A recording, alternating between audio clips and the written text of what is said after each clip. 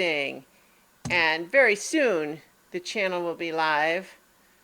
And I've got it down to a science now. We're live, and so that's when I say hello, everybody, and welcome to Adventure on So Many Levels.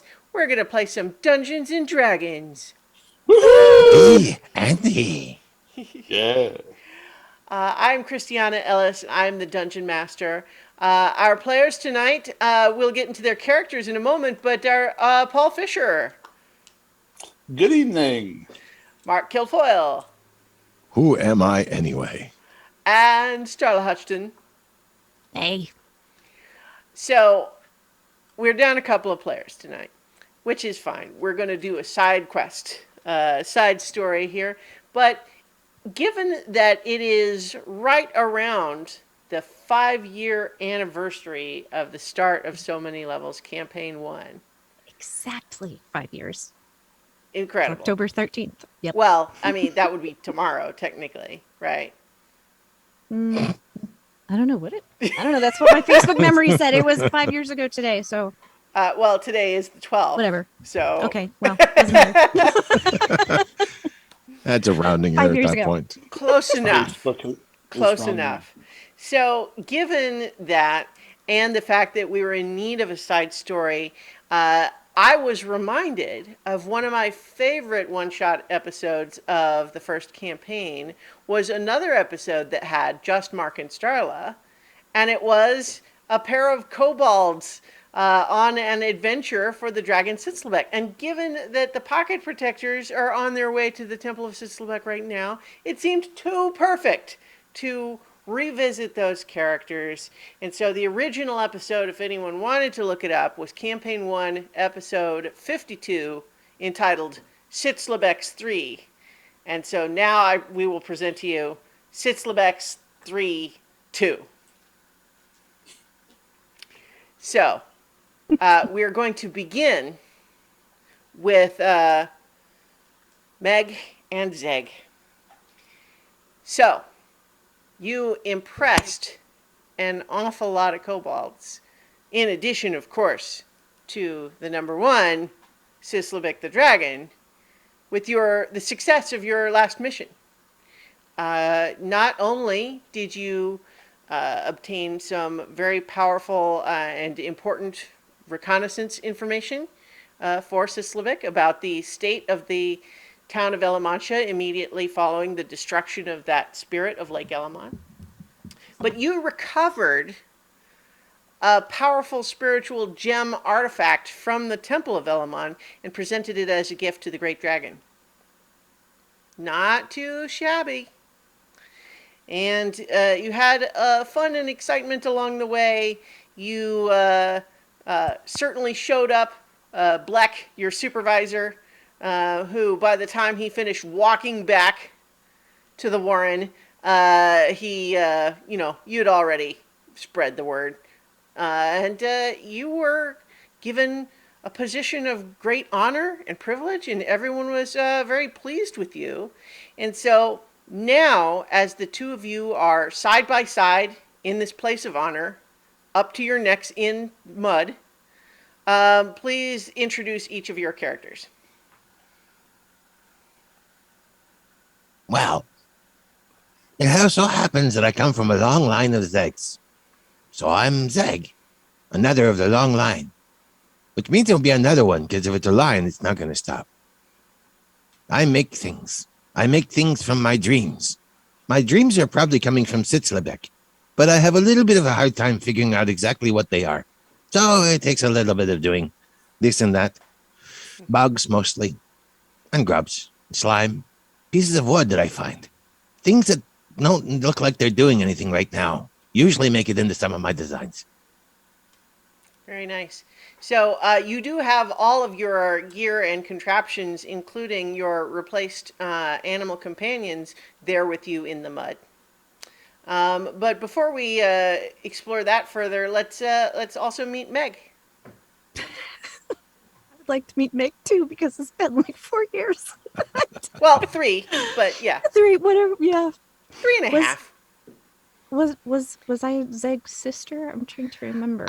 It was unclear. It's close enough. I felt like to right. think Feels that right. there was a bit of confusion where the respective egg caretakers actually got confused. Like there was a whole miscommunication where they bumped into each other in a tunnel and they both dropped all their eggs. It's like, oh wait, was this one mine? This one yours? You know what? It's just whatever. You take this many, I'll take this many. It's fine. So, are you brother and sister? Who's to say? Sure. And they couldn't name me Zeg, so I'm a Meg. And I It's use pretty magic. close, though. And I have wings now.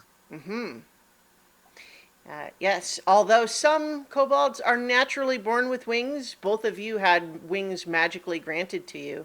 But Meg has also the gift of sorcery granted to her through her draconic bloodline.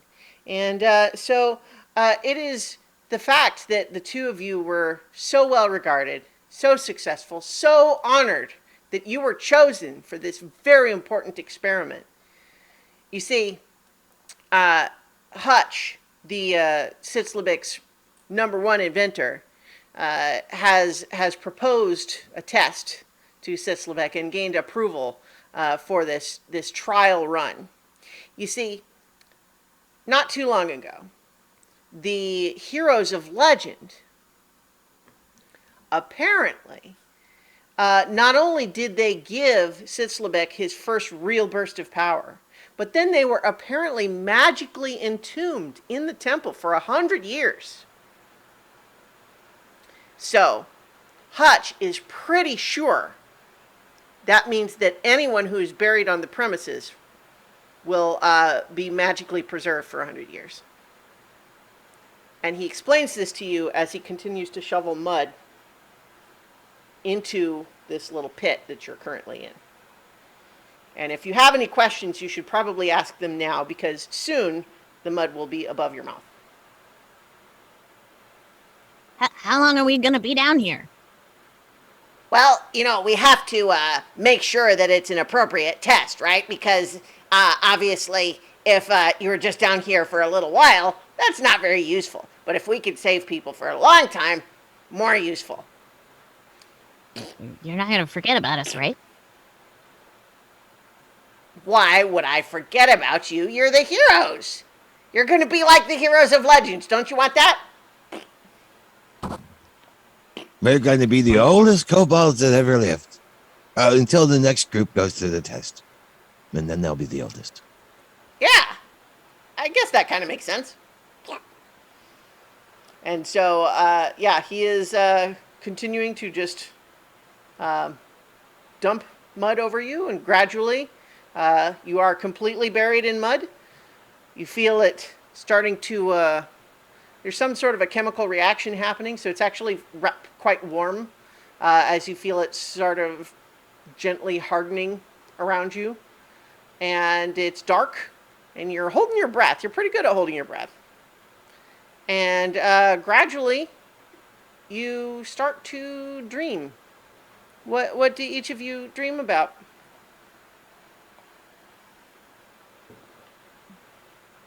Flying. I like flying. I have a whole lab. There's got to be more than 2 handfuls of kobolds that work for me. And they're building all of my designs. Except they don't seem to work very well. So, title card. 100 years later.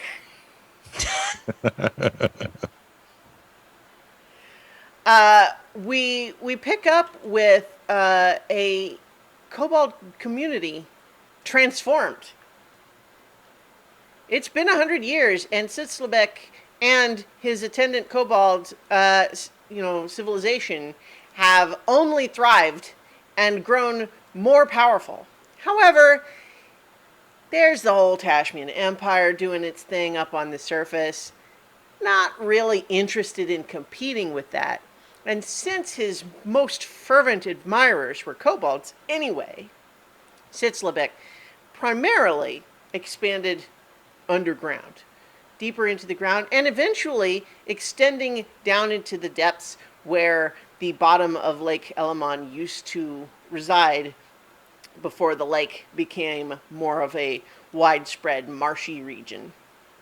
And so now there is an entire underground city of many thousands of kobolds and other races that don't mind living underground.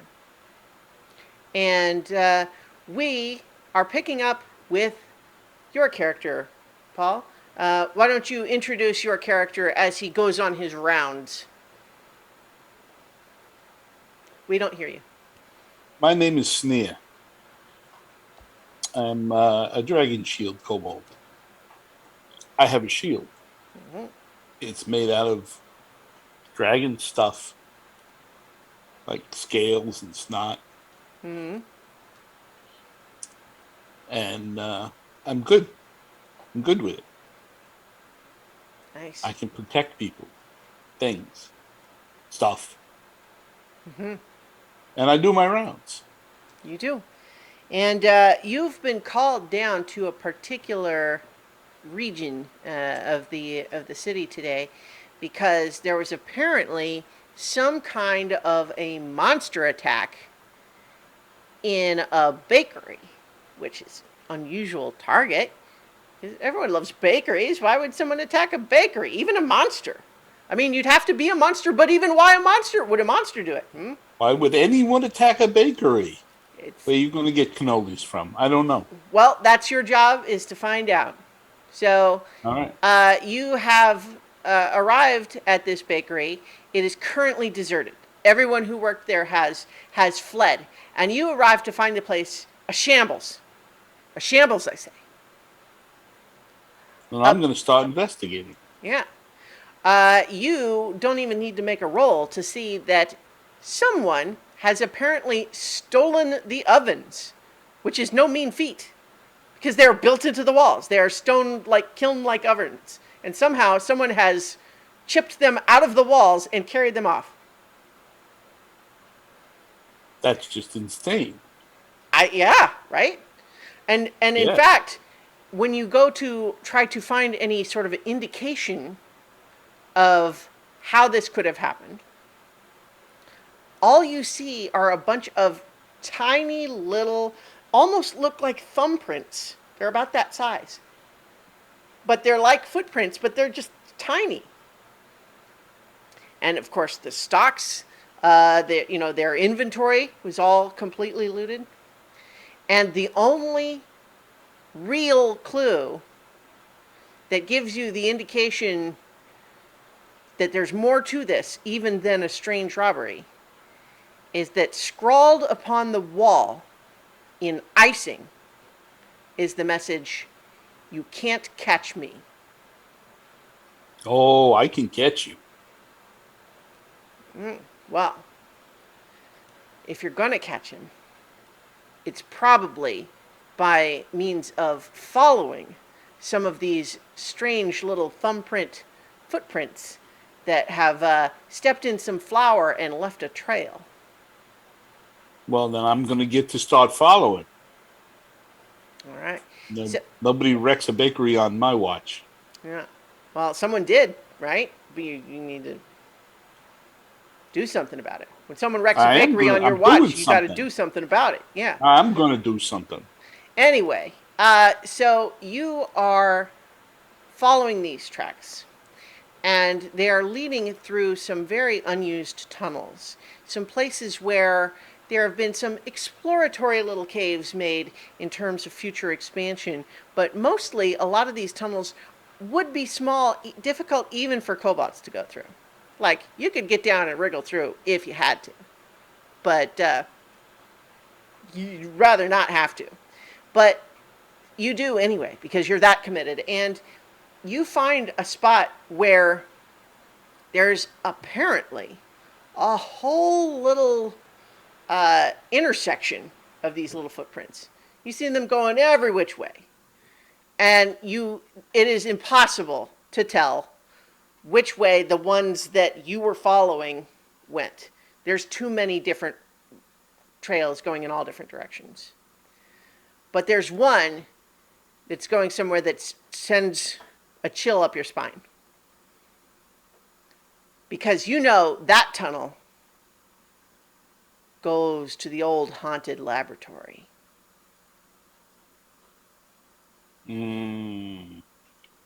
Now, this was a long time before your time, but you know, back in the old times, there was a kobold named Hutch who did all sorts of unnatural experiments. And then one day, he blew up half of the warren. It was not looked upon as a great success. And generally speaking, people were more or less glad that he was within that radius when it happened. But ever since then, the region where his old lab used to be, people say it's haunted. They say every so often, if you go through there and it's on a real quiet night, you can hear sounds that sound like, "Oh, let me out of here! Oh, let me out of here!"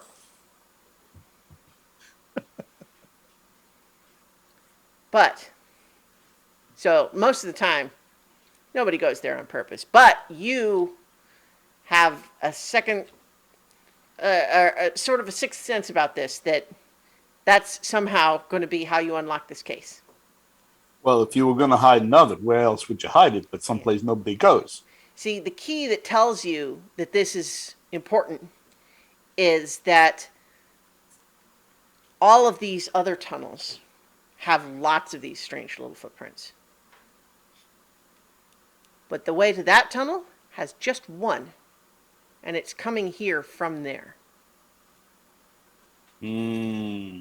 Obviously, they came from there.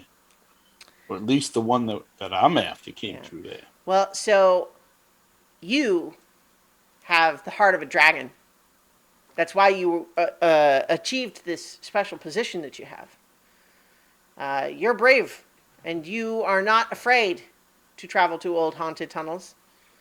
And so you steel yourself, you get down on your belly, and you wriggle like a worm to go through that tiny little tunnel until you can stand up again, because the rest of it's okay. But you're following these tracks, and they lead you to this old lab where everything's very dusty and dark and quiet. And you follow these little tracks, and they lead up to an oddly blank, flat clay wall that is featureless except for one little hole that's been made in it. I'm going to get some light and look in the hole. You look in through, you have like a torch, you know, so it gives you light in your room, and you can see a little ways into there, but it looks like it goes deep in there. Like this hole goes in past where you can see with your torch. I'm going to start chipping it out with my spear. All right. So as you are, sorry, my dog's doing stuff. As you begin to chip away this clay, suddenly you hear a chilling sound. You had heard rumors that there was strange ghostly noises that were made in this lab, but now you hear them clearer than you had ever heard them described before. Can I get a little bit of those sounds, Zeg and Mick? Is that somebody Oh. there? Hey, Can you let us out? We seem to be stuck still. is the experiment Hello? done yet? Can we get out? Are you Hello? there? Is there somebody there? Are you ghosts? I Who hope ghosts not. there? I hope not. I hope not. That was a person. Hey, can you get us out of here? Where are you? Here. Here. No, I'm here. No, you're You're there. there. We seem to be surrounded by stone, Yeah. mud, rock, dirt. Yeah. So, Zeg and Meg, you dreamed for a while. Then you kind of woke up. You're still covered and surrounded in really hard mud, like you can't really even move. And you feel okay. But it's kind of been a while. You're kind of just waiting. Nothing's happening. You're not sure how long it's been. Seems like a long time.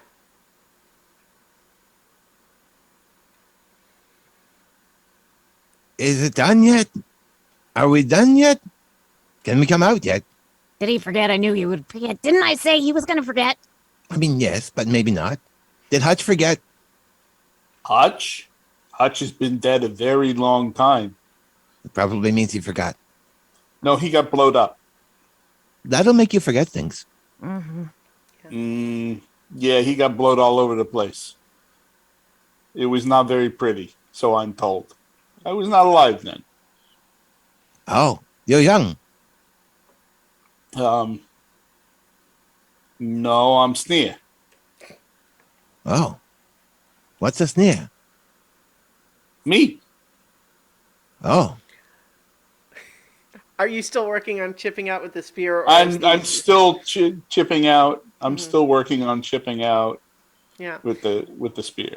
So eventually you're making some progress, but then you jab the spear in, and it sort of sticks in a way that feels like you've really kind of gotten the meat of something here, and then you just wedge and pry, and then all of a sudden there's a thunderous sound as a foot and a half solid of this clay just like chunks off and falls into the room. I need you to make a dexterity saving throw, Sneer. All right, let me check my dex. So I get +2. What's my target? Well, I'll tell you when you make your save. I got a 9 +2 is 11. Okay. Yeah, you are mostly okay, but you do take just one because you are able to block a lot of it with your shield, but you take some bludgeoning damage as some of this clay wall sort of collapses down onto you. But as you cough away and the dust clears, you see two kobolds like a mold has been broken. You see half of them exposed, half of them still in the clay. And Zeg and Meg, you have been freed from the clay. Oh, that's a lot better. Halfway. Yeah. Well, no, you can climb yourself out now. I've had this itch for so long. I can't seem to reach. Oh, the wings are still in the way. Oh, got this crick in my back. Oh my gosh. Oh. These things are nice, but they're really hard to move around. You're not ghosts. I don't think so. Nah, You Meg. have thumbs for feet. I need to see your feet. Look down at my feet. No, I don't think so. Well, they look like normal feet. That's an interesting idea, though. Maybe I could make something that has thumbs for shoes. Well, someone really just wrecked a bakery. And it was a good bakery. They made cannolis. Very That seems nice like a cannolis. really bad crime. It's a horrible crime. They terrible. stole the ovens, chipped them right out of the wall. And all they left were these little thumbprints all over the place. And I'm going to find them. Oh. I'm sure we can help with that. After all, we are the chosen of Sitslebik. See the wings and everything. Zeg, all your animals are long dead. The grubs are all dry in there. But one of the things you also notice is you had found in your first adventure a little gingerbread man that came to life, and you captured and made into a necklace, and then eventually made some progress towards training him to be your familiar. And you had him around your neck when you were put in the mud, but he does not seem to be here now. Oh no, my little cookie man has dissolved into dust. He was very good to me. Well, not really, but he was starting to be better. Can you describe this little cookie man to me? He was little and cookie made and kind of man-shaped. I think one of his arms was sort of busted or foot or something. He was very angry sometimes. Because there was one set of thumbprints that came out of the wall where you were in. this wall right here that's now on the floor. Well, I guess Maybe it's a he floor developed now. thumbs. Well, as you look down at these little footprints, Zeg, they look to be about the right size and shape for uh, your familiar's little cookie feet. Oh, those aren't thumbs. Those are feet. I suppose they look like thumbs. I never thought to call them thumbs. I wonder if we could use them like thumbs. I I feel like think I'm channeling some other character. I think what we got here is a very bad cookie. This is one bad cookie. Hey, that's my cookie you're talking about. Yeah, And well, he came through this process when all of my grubs were dried. I think maybe he could be the one that stole the ovens. Although how some Uh, guy that little, Wait, but how do you know there's more than there's only one? Maybe there's a whole bunch of them. Like they usually come in dozens, right? well, where are they going to come from? I mean, he wrecked a bakery. Where do cookies come from? A bakery. So they came from the bakery. Wait, but there was one cookie. You had one cookie, and it stole the ovens from the bakery. Maybe, probably, could be. Seems like a cookie's not that big, and an oven. How big are these? Like they're big ovens, The right? big They're not oven. like Yeah. I don't think Wow. that a cookie can carry that. That If seems. so, my cookie man is powerful. Maybe blessed by Sitslebik. Well, one cookie couldn't carry one of those ovens, but Yeah, it's but there near was you. only one cookie. But you saw a lot of those footprints. There were a lot of footprints. Now, maybe your cookie convinced the baker to make more cookies. It wasn't really that smart. But maybe, just like we kobolds are powerful when with other kobolds, and we have more kobolds all over the place. Maybe, just maybe, there are more cookie men. And the cookie men came to rescue their friend. Well, then we would have seen at least one set of tracks going into the wall, but there was only one track set coming out of the wall. So maybe your little cookie friend there made more cookie friends of his own. And then they decided to steal the oven so they could keep making more cookie friends. What we're looking for here is a whole pack of cookies. That would make hungry. one Anybody else getting hungry? smart cookie. It could be a very smart cookie. He's had a long time to get smart. This is a place of smartness. On that It note, really is. On that note, Zeg, you are looking around and you're realizing that this part of Hutch's laboratory has changed since you were in the mud, however long that was. You see a number of different what look like discarded projects, but you see over against one wall what at first glance looks like three kobolds standing against the wall, but with like sheets over them and perfectly still. And there, you just have a little bit of an instinct that you need to know what that is. You know, I think I need to know what that is. Yeah, your inventor's drive is telling you. You need to know. I wonder what else he was up to. Grab the sheet. So you pull down the sheet. You see what are clearly kobold-shaped constructs made of all sorts of little bits of random metal and occasionally hunks of wood and some rocks here and there and some clockworks, but they seem to be constructs made in the shape of kobolds, and each of them has on a little chest plate a sign that says remote operated bipedal oscillating lightning driven sentries. Spells robolds.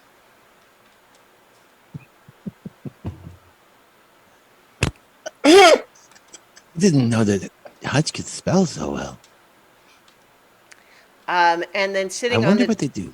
sitting on the table in front of them is an odd little device that seems to have a whole bunch of little buttons and switches and like an antenna on it. Ah, the only way to know how to do things is to do things. I grab the box and start pressing buttons. Yes. All of a sudden, the sparks of electricity sort of flare all over these things, and they sort of stand up from against the wall. Oh. You're no skunk, but you're pretty cool. Let's see what else this thing can do. So I'm not going to make you roll because I'm giving you these on purpose. You take a few minutes, and your inventor's mind is quickly able to intuit the meanings of these various controls, despite their haphazard design. And you quickly discover that with the means of this little device, you can, with a bonus action on each turn, give them simple directions that include, like, walk over there, attack that thing, that sort of thing. They're not very basic. You have a limited list of commands that you can give them, but you can march them around with your little remote control. That So truly was one of the best inventors I ever met. while he's messing with that, I'm gonna kind of sidle over to Sneer and give these robalds a like side eye. Mm-hmm. Like, how did you say Hutch died? He got blowed up. I am told, with great authority, that he blew himself up along with half the warrant. It was a very sad day, and has been remembered for a very long time. Narrow my eyes at the constructs. Back away. I am not afraid. You are not afraid. I'm certainly not doubting that. But it is true that you've never seen anything like these before, Sneer. These are not something that has become commonplace in the Cobalt community. They are interesting, as long as they can help us solve the dilemma of the bakery. Mm-hmm. Without the And Zeg's bakery, kind of- there is no cannoli. There can always be more bakeries. I can invent a better bakery at some point. I don't know how, but that's never stopped me before. Yeah. But you can probably help. After all, my beloved skunk is gone. My lovely little rot grubs are all turned to dust. And so many other centipedes might have crawled away a long time ago. But this little robot will help. Won't you? Yes. Sneer, you know that all of the basis for you happen to look at all of these little devices that Zeg has on him, and you recognize all of these as very common standard designs today. And you realize, like, wait, these are all the inventions that Hutch took credit for. A lot of these inventions before he blew himself up. No, my goodness. And so You know, these are commonplace and can easily be restocked at the corner store.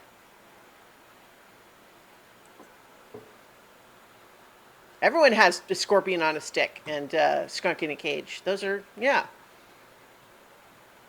But Hutch said Wow. he invented those things. Mr. Zeg. Yeah, just say. Zeg. I think you are going to see, as we move around, now that you are out of the rock, that Hutch was rather sinister. I think he stole a lot of your ideas. I don't understand. I still have my ideas. He couldn't have stolen them. Well, the skunk in a cage and the scorpion on the stick, those are everywhere. Everyone sells those. Everyone knows those designs. Ah, they beat me to it. Oh, no, you're carrying it. And Well- you were here before Hutch in the rock. So, Well, did you make yeah. that design? Is that your Yeah. design? 'Cause I've it been looks tinkering with it, original. yeah. I've tried all kinds of things on the stick, but the scorpion seemed to be the best. Well, Hutch claimed Don't they try were his bats. designs. Oh. Well, they're good designs. They're worth having. Yeah, but they should have your name on them. I can't put my name on them. I can't even write. If Hutch were here today, I'd blow him up. Nah. Hutch was really good. He made this thing after all. Whatever it actually is. Plus, he put us in the rocks and the mud, and we're here now. And we are now the oldest kobolds that ever lived. Or maybe, depending on how long it's been. How long have you been in the rock? Really long time. A while. Yeah. Like at least a couple 25 inches at least. Mm-hmm. Yeah. No idea. Wow. Seems like it was a long time.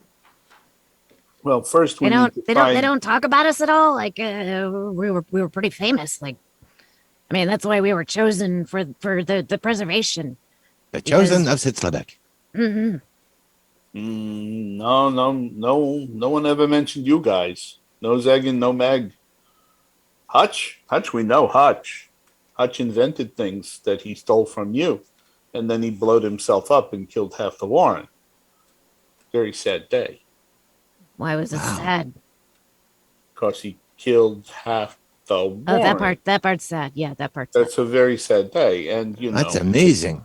we thought. Well, they thought he was such a terrific inventorist. Anyway, a guy who made stuff, but what if he just took other people's ideas and then locked them in mud? That was his greatest idea. Because here we are. Well, you are here now, and you're just in time to help me because we got to get this bakery mystery solved. Do you work Right. for Sitslebik? Everybody who's anybody works for Sitslebik. Where do you think this dragon shield came from? I work Okay, for Sitslebik. I believe you. You work for Sitslebik. Sitslebik gave me my Everybody wings. works You for stretch them Sitslebik. very proudly. Yeah, it is impressive. There is very few kobolds that end up with wings, but they both have them. That's how I know they work for Sitslebik. They got wings. Zeg will try to extend them, but one of them will bang into the robald. It's like, Oh, sorry, that's the wrong way. Let's turn around. Okay. Yeah, it kind of zaps you with static electricity a little bit, like. Zzz. Oh, bonus features. So All how do we right. get out of here? We followed the tracks. See those tracks right down there? Ah, Right down there. Cookie You Man. go out this way. You're going to have to get down and crawl. Tuck your wings in. Let me know if you need help with that. And That's tricky. bring the rowboats. They could be helpful. Can We I might get have through to there? stomp some cookies. Hopefully we'll Maybe get they to can eat some bust open the cookies. wall. Can they do that? Hey, what happened to the door? This place used to have a door. I don't know. Nobody comes here. They always thought it was haunted. But it could be you. It could be these rowboats. Well, I if this don't place know. is haunted, that's pretty bad.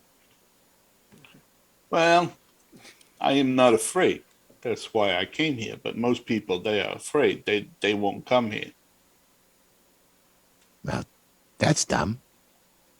Where the strange stuff is where all the interesting stuff is. Well, we need to find the cookies. Little cookie man. We need to find the ovens, and we need to make things right so the bakery can start making baked goods. And make new inventions along the way. Yes. So you are easily, before returning to the little tunnels where you saw these little footprints, you're able to just stop in at the nearest Circle K for Cobalt, and you can replenish all of your various traps and inventions. Zeg, you can get a new scorpion, new skunk, new green slime, all that good stuff. It's just like they haven't all that stuff in the impulse buy section. Ah, they made a little bit of betterness Right up by to the this. I counter. like it. Ah, hello, Scorpion. You're my friend. Oh, these are fresh centipedes. Well, Okay. it's hard to fit them around the wings, but I'm going to try. Onward and onward. Yes. So are you going to try to take a closer look at the trail, try to find some new conclusions, or what's the plan? I mean, that Just could be an following these obvious one guys. to just continue following the footprints. I just They seem to know what they're doing. So didn't want to presume.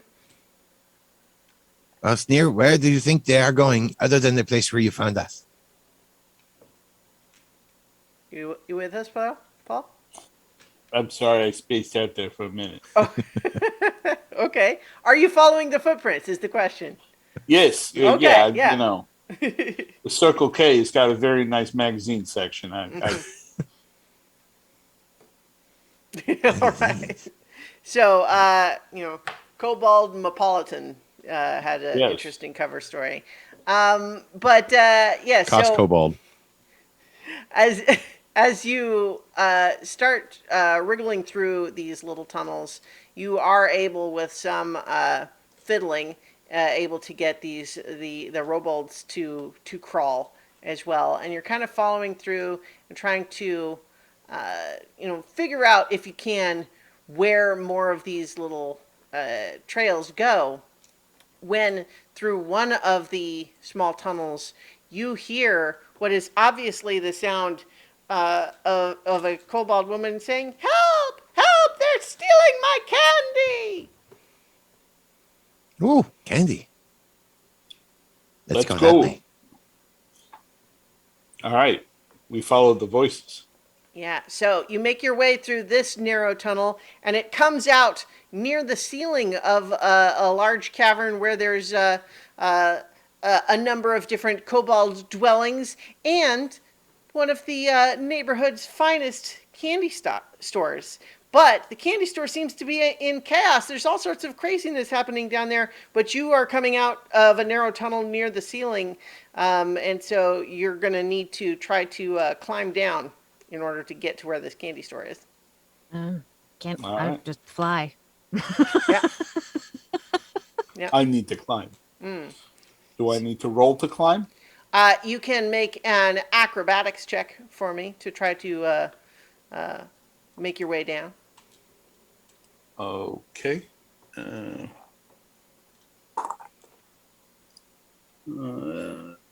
got a 14. All right. Yes, you are fine. And Zeg, you are going to, if you want to have the robots follow you down this way, you're going to need to make a.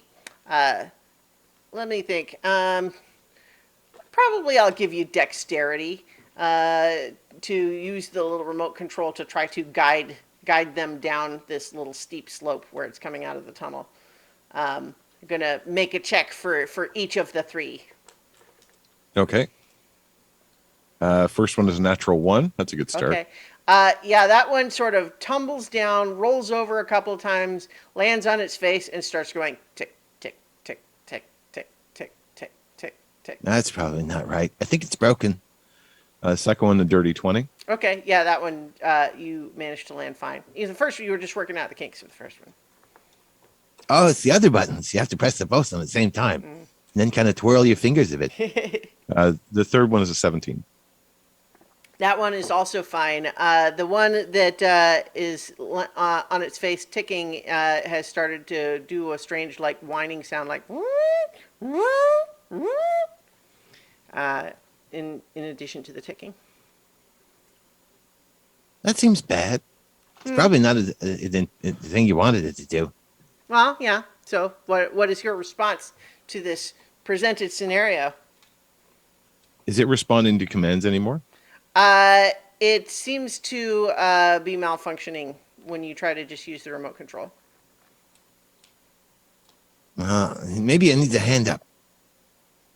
I'll command another one of the robots to give it a hand up. They're stronger than me. Do make an intelligence check. 9, which is 9. a great roll. So 9 is enough to realize that it's broken somehow, and it doesn't seem like you have enough time to figure out how to fix it. because now, in addition to the tick, tick, tick, and the it's going. I think it broke inside. I'll have to come back to investigate it later, to take it apart and put it back together again. Hopefully, All right. or at least parts of it. So, in the meantime, are you just standing there right next to it, or are you doing? What are the rest of you doing? You're just standing there right next to this thing, making all that noise, and just looking at it. Nope, I'm getting away. I'm moving toward the candy stand Right, to see yeah. what's going on. I figured. I was just waiting for someone to actually say so. Yeah, no. Like, I know that Hutch blew himself and a bunch of other people up, so I'm getting away from that thing. Yeah. Well, he was probably working on the blowing up things. If they're Sure. not blowing up things. So as you are making your way over towards this candy store, you look, and certainly this place is in chaos. It is not yet in a shambles, but it's well on its way, because you can see the poor kobold proprietor, the confectioner, if you will, standing up on a counter while a whole bunch of little animated cookie people are ransacking the place and grabbing big handfuls, big armfuls of various candies and putting them in big bags that they're apparently going to take. They are robbing this place. You look at these cookies, and although certainly there is a resemblance to your cookie familiars, Zeg, there have been some developments, you might say. They're a little bigger. These are about maybe 8-inch tall gingerbread cookie men. Pretty beefy. Looks like they've been made with a sort of an upgraded cookie cutter. And they have armor made out of things like peppermint bark and various other candy decorations that have made them armored. And they are each wielding candy glass swords. Can I try to catch one with my mage hand? Yes. Is they're little? Mm-hmm. Okay, I'm gonna do that. All right. Go ahead and make a dexterity check. Roll it. We'll roll it. Nope. Okay. Get out my dice. Okay, +2. It's a 17. That is not enough.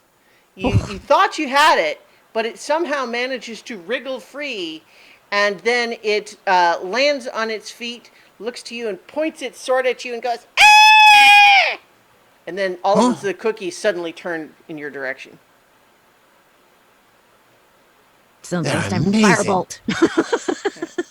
And we're rolling initiative.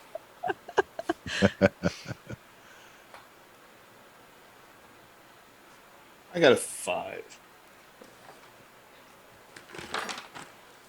All right. 12 for me. 10.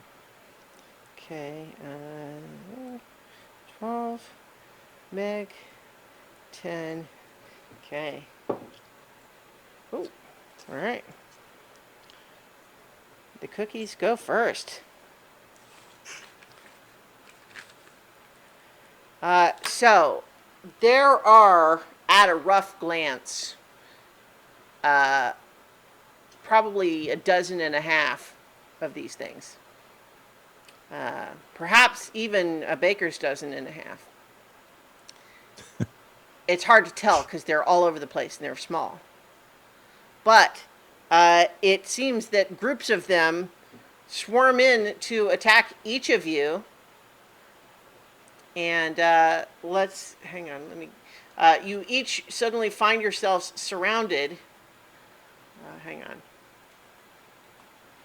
Sorry, I for some reason didn't in advance think I needed to prepare stats of things, but now I have. So each of you are finding that they are they're attacking you with their little swords, stabbing at your shins. So first, that is a 17 against Sneer. Oh, That's gonna hit. Okay, and then that is going to do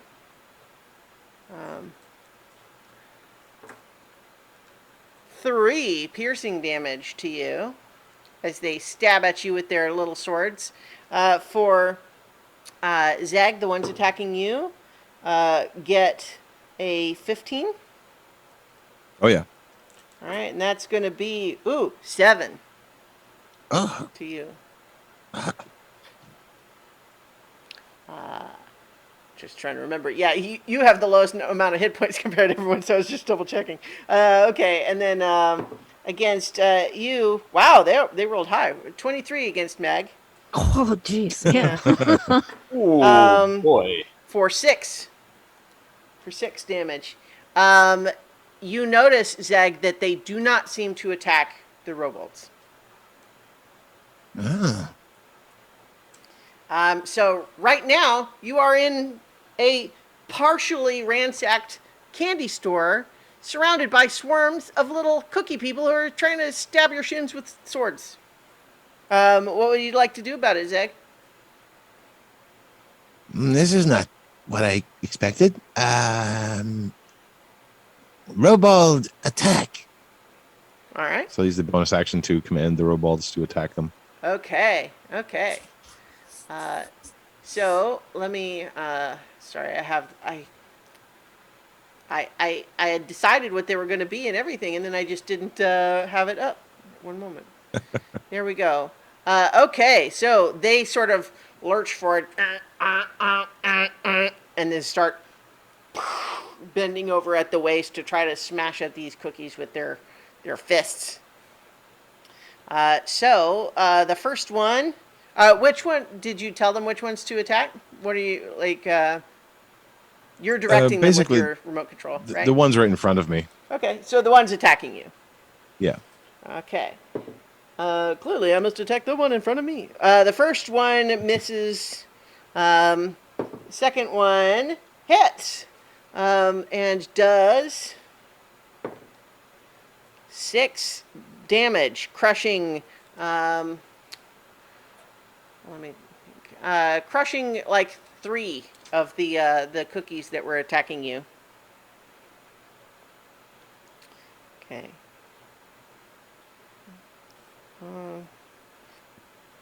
Sorry. Okay.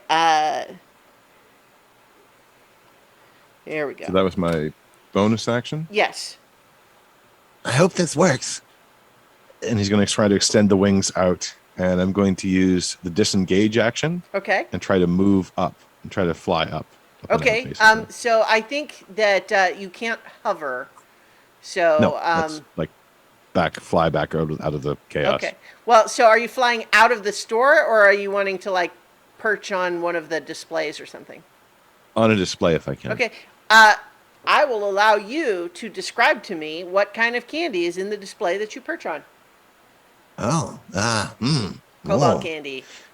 Cobalt candy. It's a shiny red candy that has little silver sparkles all throughout the entire of it. It looks like diamonds, if diamonds were made red.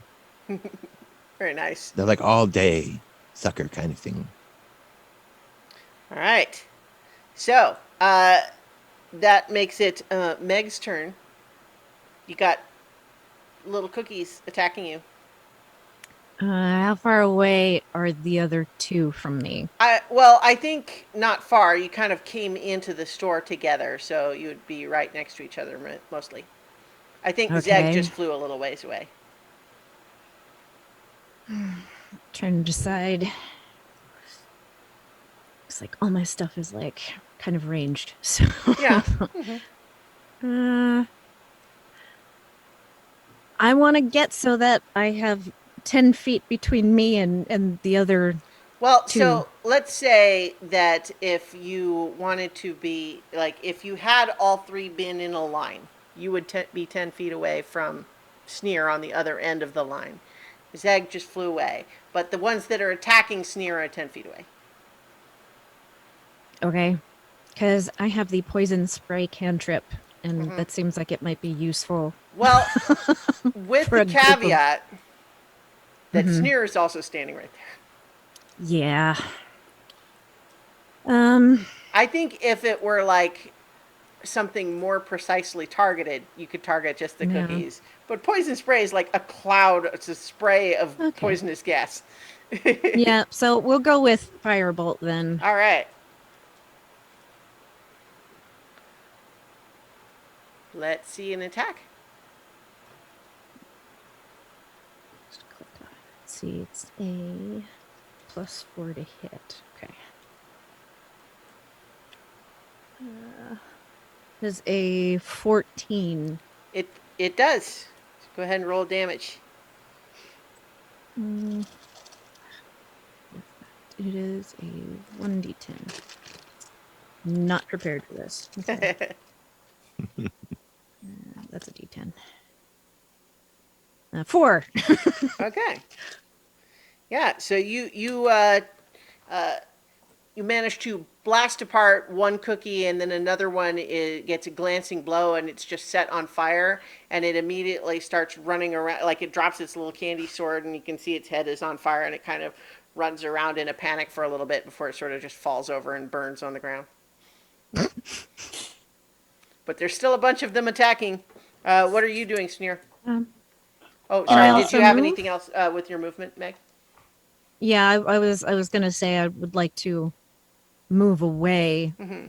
They will Like, make an I, opportunity attack, but you could also fly up and perch on something. yeah, that was kind of what I had in mind. Okay. Well, they get a 10 to attack you as their Nope. opportunity attack. So you're able to fly up. What kind of candy display do you land on, Meg? Think a giant jar of gumballs. Nice. I can just imagine those kobold dragon snouts chewing gum, and what a horrifying visage that would be to any observer.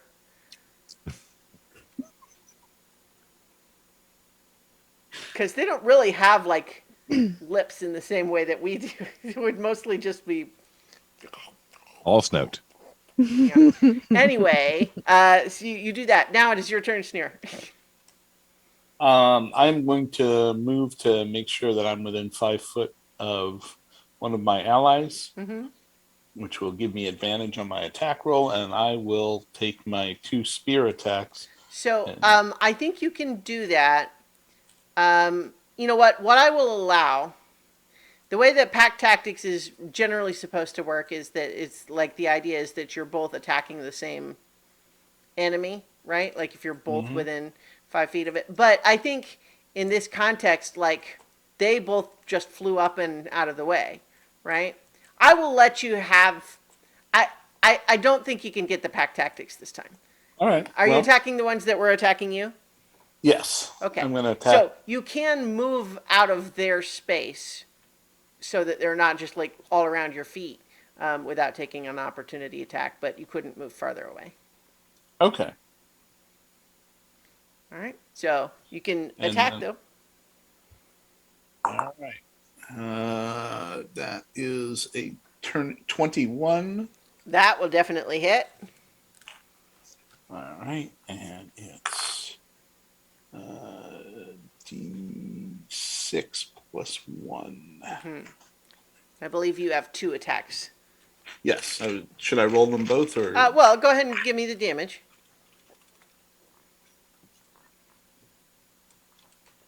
5 points of damage. All right. It doesn't take all of that because it's like a swarm. So you're kind of like spearing through a group, and you like take out 1 or 2, but then they kind of spread around it. But you do take out a couple. Okay. And I got an 18 on the second roll. Also hits. That would be 2 points of damage. All right. So yeah, you take out a couple more cookies, but there's definitely some still around you. You've not yet reduced it down to half of the original size. Are you going to move anymore, knowing that they'll take an opportunity attack? I'm not going to give them an opportunity attack. Okay, so you're hanging out there. The owner of this candy store is still screaming from atop the candy counter. your friends are up on the displays. So certainly the swarm that had been attacking you, Sneer, is going to do so again. They only get an 11 this time, though. So I think you're a little more ready for them this time. You're able to use your shield and then kick some of them away to keep them from stabbing at you. The ones that are for Zeg and Meg, they're pursuing and they're starting to try to climb up these displays. So I'm going to give them their own rolls to see how effectively they're climbing.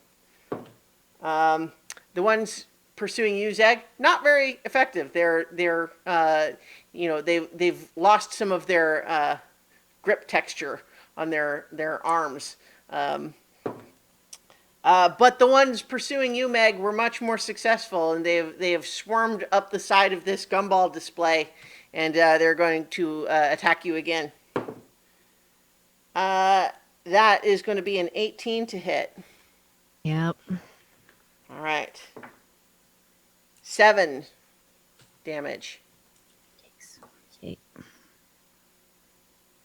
Yeah.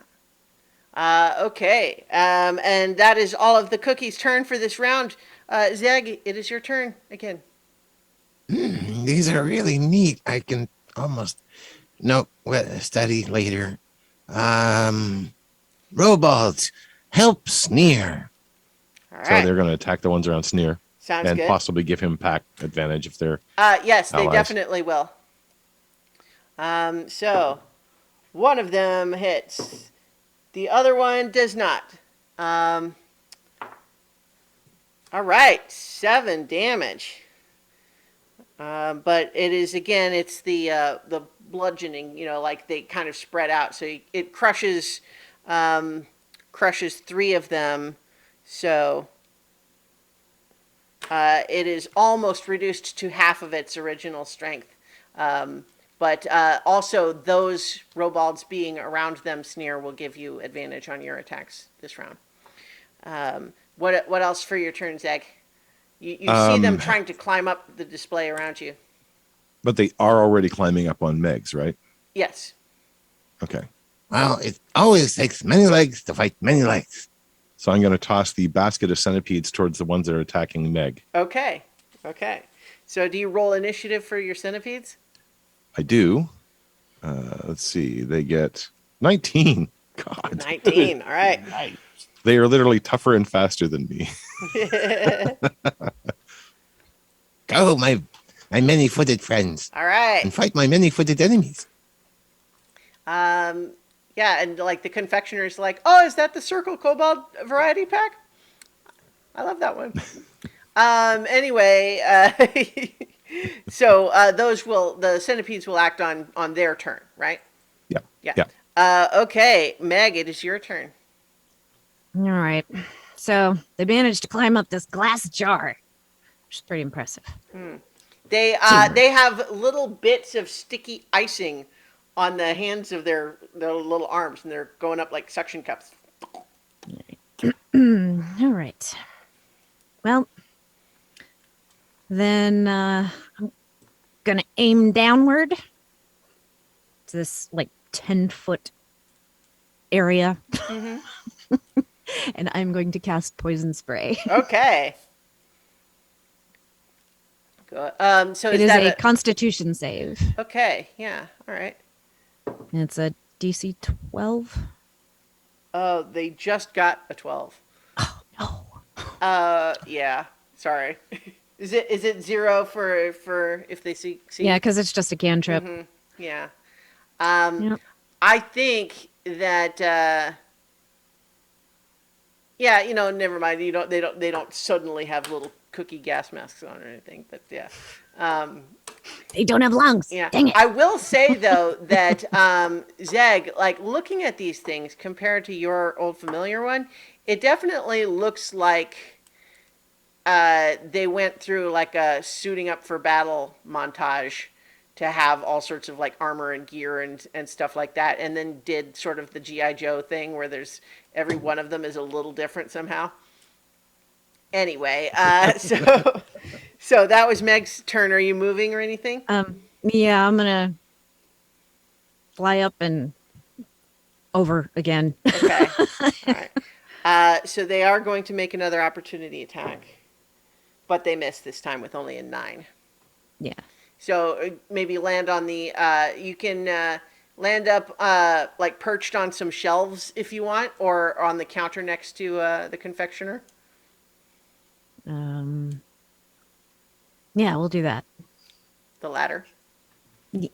Yeah. Okay. So Sneer, it is your turn. All right, I'm going to attack. All right. With advantage, because Yep. you've got the robots on your side. I've got a 22 and a 4, so I'll take the 22. Okay. Definitely hits. And 2 points of damage. Okay. Well, that swarm is The now first reduced attack. to half strength, though. Okay. Mhm. And I rolled again. I got a 14 and an 11, so it's a 14. Does that hit? It does. That's some damage this time. Where'd it go? This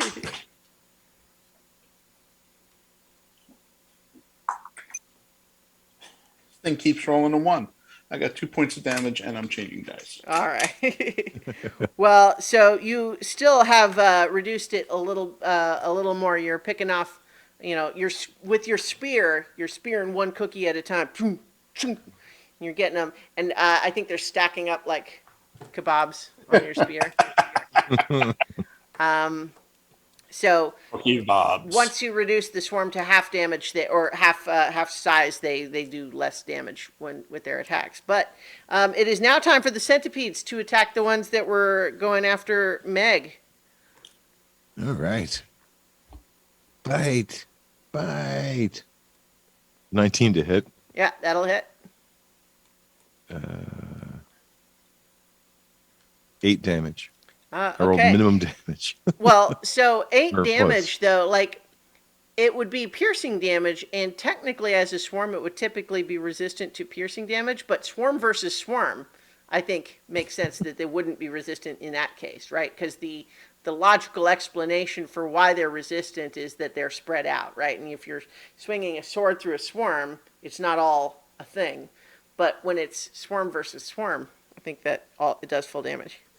Just imagine the carnage at that scale with the centipedes crawling all over them, tearing them to shreds. Yeah. Mm-hmm. Yeah, because these centipedes are probably about as big as the cookies themselves. So it's just like these little battle-hardened cookies with the centipedes. All right. Okay, and now I will roll a D100. And they stick around. Nice. Okay. It is now the cookies' turn. So the cookies that have just been attacked by centipedes are going to attack the centipedes back. They get 7. Miss. All right. They are overrun by the centipedes. They're being routed. The cookies that were attacking Sneer are going to continue to do so. And they get a 23, but this time they only do 3 damage. Because there's fewer of them. You've been whittling them down. Meanwhile, the cookies that were trying to reach you, Zeg, are going to continue to try to climb that display. But they are just still failing. What is it about this display? Is it just like one of those bird feeders? Like it's got a long, skinny, like pole, and then it extends out, so like the squirrels can't climb it very well? Yeah, that Yeah. sounds good. Yeah. That sounds good. All right, so they're trying, though. They're working at it, but they're just not having success so far. Okay, that makes it Zeg's turn again. Okay. Robots. Just keep doing that. That's good. I like that. Oh, hard candy. He'll chew on one of the candies and then have an idea. All right. Well, And then first wrap one of the candies. I'll attack for the robolds. Oh, okay. Yeah. All right. Those are 2 hits. And so between them, they do 9 total damage that's reduced to 4. And so there's only a couple of them left in the ones attacking you, Sneer. All right, Zeg, your action now. Okay. I'm going to try to use my sling with one of my delightful little hard candies. All right. Let's see. How do I roll? Is it just is it too close? So is it disadvantage for being this too close, or is it? Are they If you're firing wanting away? to attack the ones that are like right below you on this display that's shaped the way we talked about, I think that would be disadvantage. But it would be normal attack for either of the other swarms. I think probably helping. I'll help make some more. Well, she flew away from that swarm already. Oh well, then it would be Sneer because he's still surrounded. But that's a 6 to hit. A 6 will not hit. Candies do not fly like rocks. Noted. Yeah. The I think though there is one of the cookies that had been partly burned seemed like it had struggled back to its feet and it was starting to lurch in that direction. But then as the candy shatters on the ground, it sends a bunch of shrapnel, candy shrapnel to that one and is So it's a combination of like a war movie and aliens Yeah. at the scale of these cookies. Yeah. Okay, so is that the end of your turn? Yes. All right, Meg, your turn. You know, I used to like cookies. And I will cast, we'll do Chromatic Orb this time. Oh, okay. At which ones? First level, let's see. Well, but at which swarm? Like the ones that had been going after um, you are sort of the most free and clear, where you won't. Yeah, those Okay. those guys. All right. I get to choose. Okay. So let's go with, they didn't seem to like fire very much. Yeah. So we're going to try that. Don't want to burn the cookies. Or in this case, you Yes, do. you do. Mm-hmm. And that is a 15. 15 hits. Yes. All right, and that is 3d8. Let's get out different dice. I know I used to do this every week, but I'm not prepared for this. Okay. And that is 11 points of damage. Nice. So there is only one cookie left over there. All of the others that had been. Oh wait, so these are the ones that were all mixed in with the centipedes too, right? Oh, Yeah. Well, I Sorry. told you there were the ones that were clear, so I will say that they had pulled back from the centipedes. it's a 4-inch sphere that goes that way, so I don't know if that Yeah. makes a difference. Yeah, so I'm not going to make it hit the centipedes. I think you targeted it enough to get the ones that were retreating from the centipedes. Okay. Any movement or anything on your turn? Probably turn to the proprietor of the candy store, be like, "Don't worry, we got this." She's Thumbs up. she is looking. She looks at you and then looks over at the candy display, the gumball machine that has currently got like one side's all melted. He's like, "Thank you. I didn't mean the question mark. It just kind of came out that way. Sorry. Thank you. See, I did it again. I'm trying to be sincere." All right, so Sneer, it's your turn. You're muted Oh, again. you're muted. I'm going to attack with my spear again. All right. Once again with advantage. All right, that is an 11 and a 20, dirty 20. All right. What was the first one? Oh, 11. okay. So Yeah. dirty But 20. it's Yeah, dirty it's- 20, yeah. Yeah. 6 points of damage. There we Nice. Got just one cookie left. Let's see if we can hit it. That would be an 8. And that would be a 7. Nope. So yeah, that last cookie, you know, It's a is one tough cookie. yeah. Suddenly, suddenly that cookie has it's covered itself in icing that's the same color as the floor, and you can't see it. Uh, all right, so the centipedes have their turn. Are they going after the remains of that that one last survivor from Meg's swarm? Yes. Munch, munch, munch, munch, munch, munch. That's only 60 hit though. Okay, yeah. So that last survivor has managed to evade the swarm so far, and in fact, actually, I think it is running away to rejoin. Well, you know what? Okay, I'm getting really silly with this one. No, it doesn't do that. Never mind. I have an idea that I'm saving for later. But it runs away from the centipedes, and it pulls a gumdrop off of its shoulder and throws it up at you, Zeg, No. and gets a 16 to hit. That hits. It bounces off your forehead. It's just a gumdrop. Ow. Oh. Oh. If if it's disappointed by that result, it doesn't show. Um, the one attacking you, Sneer, is making one last desperate attempt to to do you in, but it only gets in 11. And then the ones that were trying to climb up the display for you, Zeg, are realizing that that's not working very well, and so they leave to go attack Sneer as well. But they only get a 10 for their attack. So, yeah, the cookies are losing ground in this battle. Zeg. Oh, that's me. Yeah. Sorry. I was thinking of bad puns. Well, so the robots are going to continue to attack any cookie they see until you tell them different. So. Good job.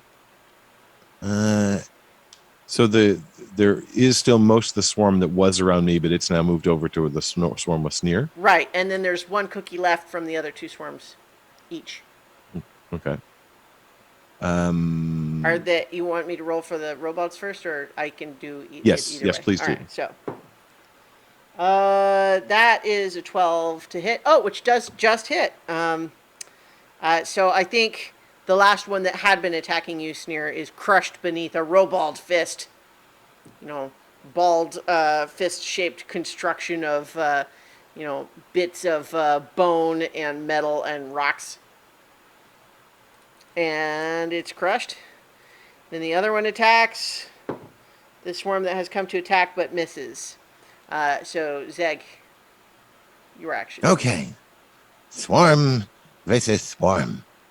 I reach into another bag. It kind of buzzes slightly. And I pull out a rather pristine. I really like the way they do their bees now. And throw the swarm of wasps at the swarm that ran from me. Okay. Do they roll their And- own initiative as well? They do. Oops, I rolled it once, twice, twice. They got an 8. Okay. Okay. Meg, your turn. Probably just go with firebolt Mhm. again at So there's Yeah, it's a at larger the- swarm now attacking Sneer, and then there was the one survivor left from the original swarm. I'm going for the larger group. All right. So that's a ranged attack. Mm-hmm. 13. That hits. And that is 1d10. Wow. 6. All right. Yeah, you take out a couple more of them. They start to burn and then flail around. You sort of kneel down, squat down on the counter and say, I love the smell of gingerbread in the morning. It's the gingerbread thing. So, the icing, the icing. Um, Zeg, it is now your wasp's turn, or your bees, whichever they are. Wasps. I All was right. mistaken. Mm-hmm. And they will try to sting and bite. No. 13 to hit. All right. That hits. 10 damage, Ooh. piercing damage in this case. Yeah. The bees, or the wasps, perhaps confused by their own identity, because if they were bees, it would make sense that they would go after sugar. But now, because they're wasps, you know what? They hate sugar. That's what it is. You know, they're not stupid bees that like sugar. No, they hate sugar. They go after it with a passion, and they annihilate the rest of that swarm. So you have reduced these 3 swarms down to 1 single remaining cookie. But you know what that means. He's the sole survivor cookie, which gives him special powers. You see him wearing a slightly dirty, undershirt and jeans. Somehow his shoes are off at this point. But, That's one badass cookie. So that's the wasps. Sneer, it is your turn. I'm going to attempt to Just scratch my eye. to jump up and down and smash the cookie while yelling "La cookie racha, la cookie racha." All right. Well, let's see an unarmed attack. All right, with advantage. Yes. Yeah. Yeah, that's an 11, and that's a 10. Those both miss. Damn it! Yeah.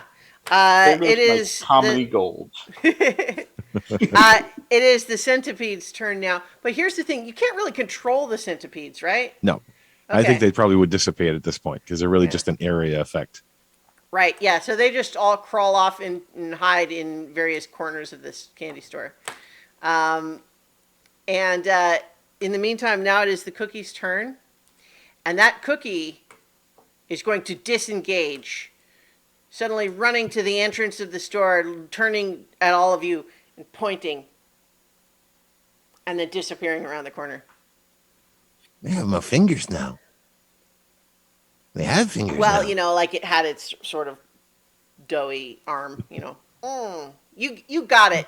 From context. Sugar glass sword pointing at you. Right. Yep. Yeah. And so we're out of initiative unless you are pursuing immediately this cookie.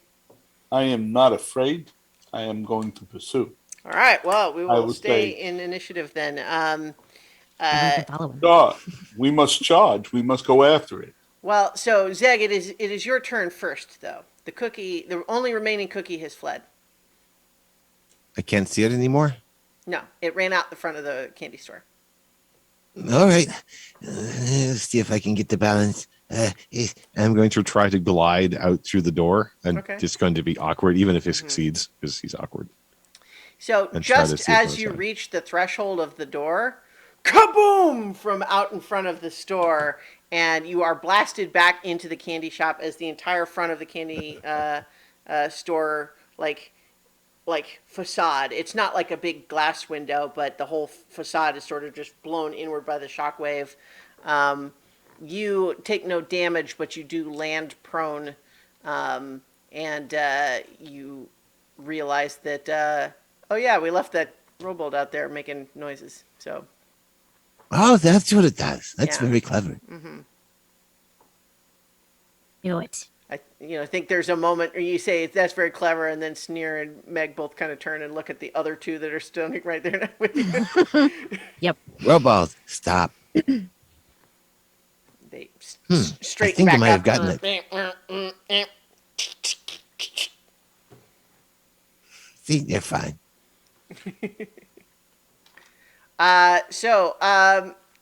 The explosion did come from the approximate direction that you saw the cookie run to.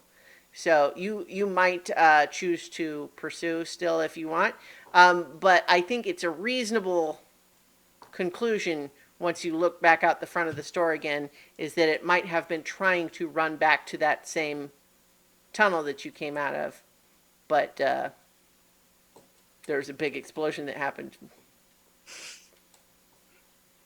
So I leave it to you to decide how you wish to proceed, adventurers. Well, I'm going to go back that way and see if I can see anything from the air. Maybe any other little tunnels, cookie-sized tunnels. But as you're going to leave, the confectioner just grabs you by the shoulder and just says, "But what for me now? Where shall I go? What shall I do?"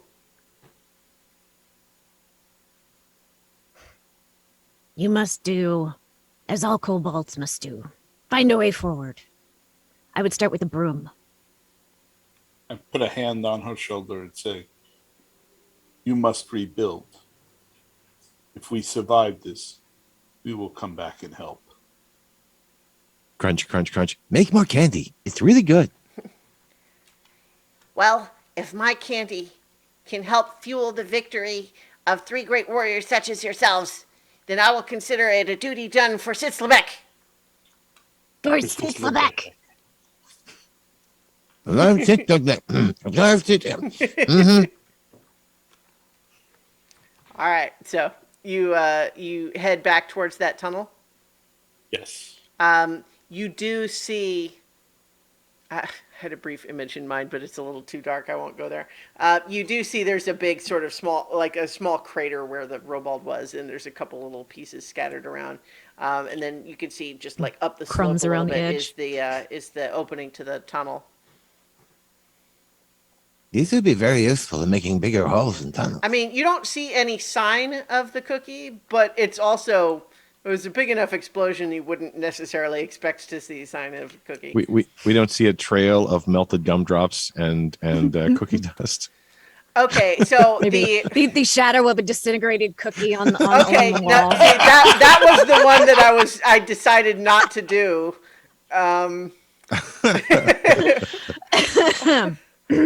But yes.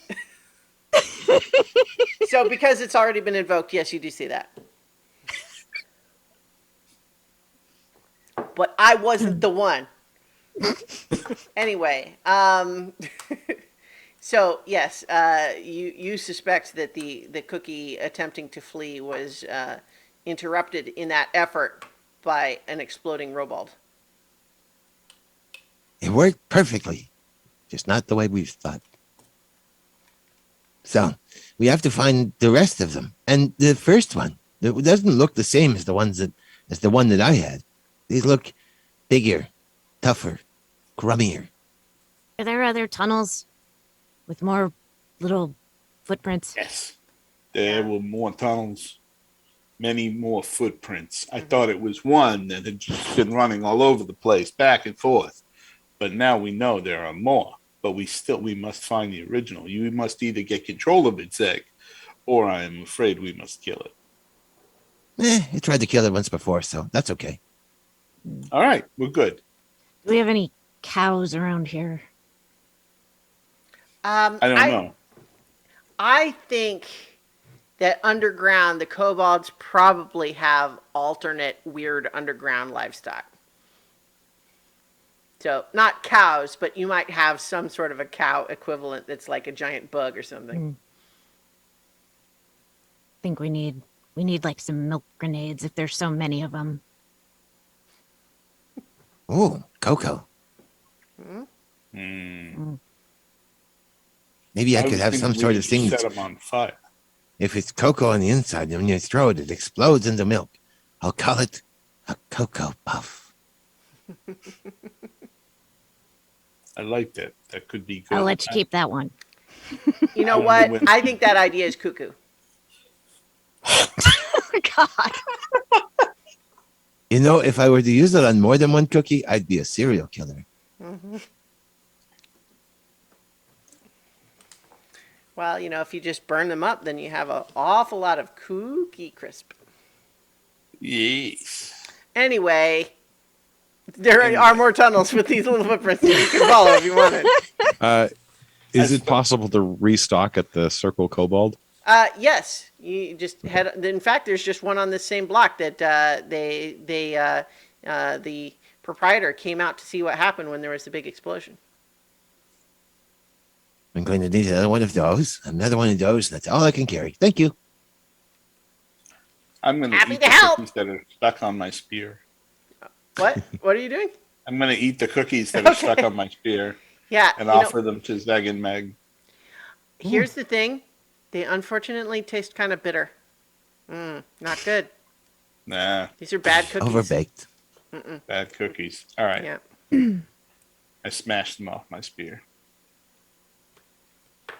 Had to be done. Life is too short for bad cookies. I mean, that's the way the cookies crumble. They do crumble.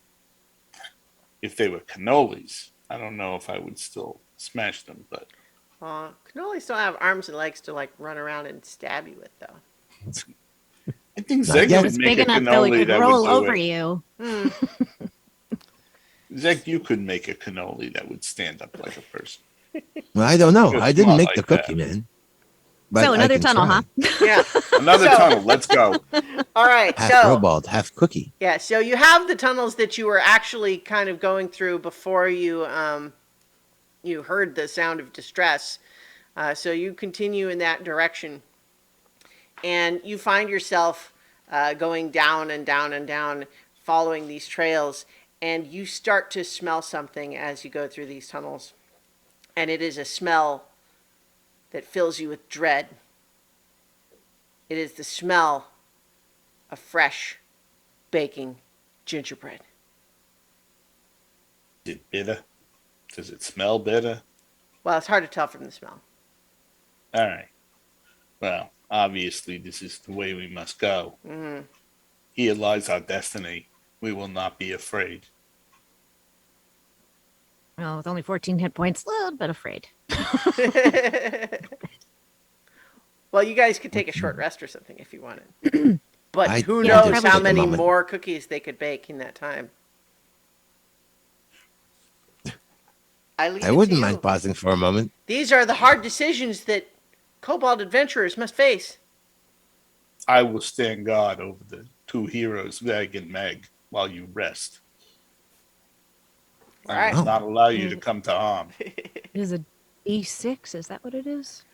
So you each have I see 5d6 plus 10 is my hit point, so I'm yeah, assuming it's so you have 5d6 hit dice. okay. You only have 3, Zeg, because you have fewer to start with. Yep. All right. That's going to have. Well, nah. I might as well go for broke. It's going to have to do. What's next? Okay, I feel so much better now. I've been thinking about the cookies. So, as you finish your rest, what are the thoughts that each of you have as you take a moment to catch your breath and think about the horror of this delicious devastation that you have seen wrought before you. This I don't have another one. This terrible cookie crime. What are you thinking? Yeah, I used to have a sweet tooth, but I think maybe not anymore. I'm still kind of hungry. It's been a long time. Wonder how long it's been. I could use This a candy snack. and cookie calamity is crazy. I mean, Zeg ate a bunch of candy, so It's very good. so I'm very impressed with this cookie, but he went very, very bad. well, so if you are mostly just lost in your own memories and thoughts during the rest, we will pick up once again with you pursuing down the tunnel, smelling, every molecule of the air permeated with this, smelling this spiced aroma of baking gingerbread. And then eventually you emerge into a cavern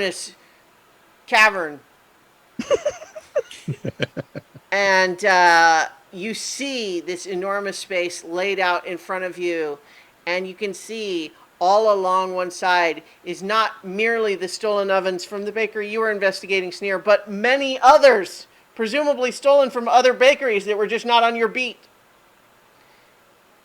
And all of them are baking. And you see ranks upon ranks of cookies standing in formation, all facing an enormous kobold-sized black throne.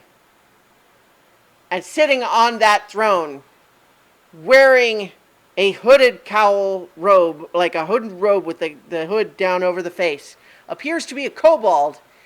And around his neck, he is wearing a necklace affixed to which is your cookies, Egg. But he doesn't look good. He looks stale, faded. And as you enter, the cloaked kobold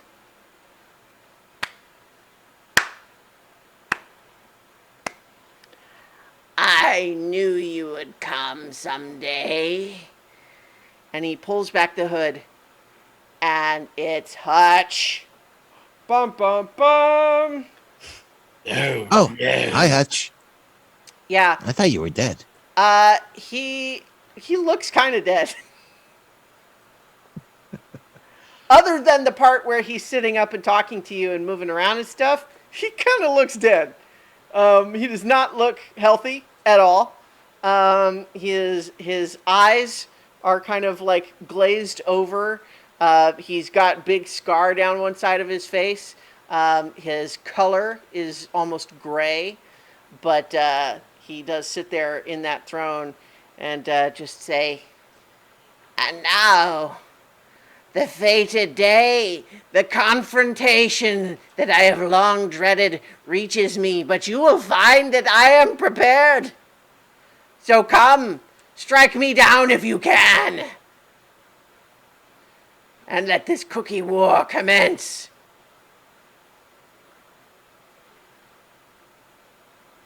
The clay worked, by the way, really well, actually. Well, I kind of figured. I mean, you're here, after all. You know, I'm the one that's been awake all this time. I know what happened, so, yeah. Yeah, no, I just wanted to confirm in case you were wondering, but Well, no, I could tell. I mean, you're here, right? Like, I'm the one, I put you in there. Okay, I get it. So, yes, thank you. You can thank me that you're still alive. My experiment worked because I'm a genius. So, all the more that you should, just go ahead and lay down your weapons, surrender to me. Maybe I don't have to kill you. It would be great. Genius or thief? Because I'm seeing thief. Does Sitslebik know about this? He doesn't like this kind of thing. This looks a lot like revolution. Is that the word? Is that the right word? Am I using that correctly? It's very obvious. exactly the Cookie right word. revolution. He's building a cookie army. The correct conjugation is built. I have built a cookie army. And what you see here is only the first of many waves to come. Soon, I will sit on Sitslebik's throne, which is bigger than this one. I mean, I did what I could. But it's a very nice throne. I'll have the big one later, though, when I overthrow Sitslebik. With cookies. Yes. Yes, with cookies. What do they do? Like, do they explode? They do all the stabby stuff. Well, I don't know, but I mean, Sitslebik.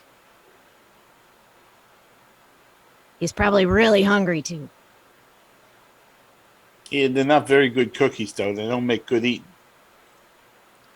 Well, that's not really what they're for at this point. I mean, I understand the confusion given that their form is based upon a children's treat, but don't you see? Their initial form chosen by the innocence of a child from the town of Elamantia. They have now become so much more, and they will become more still under my direction, But more than that, they have made me something that has never before been seen in all of Sekamian. They have made me a cookie god.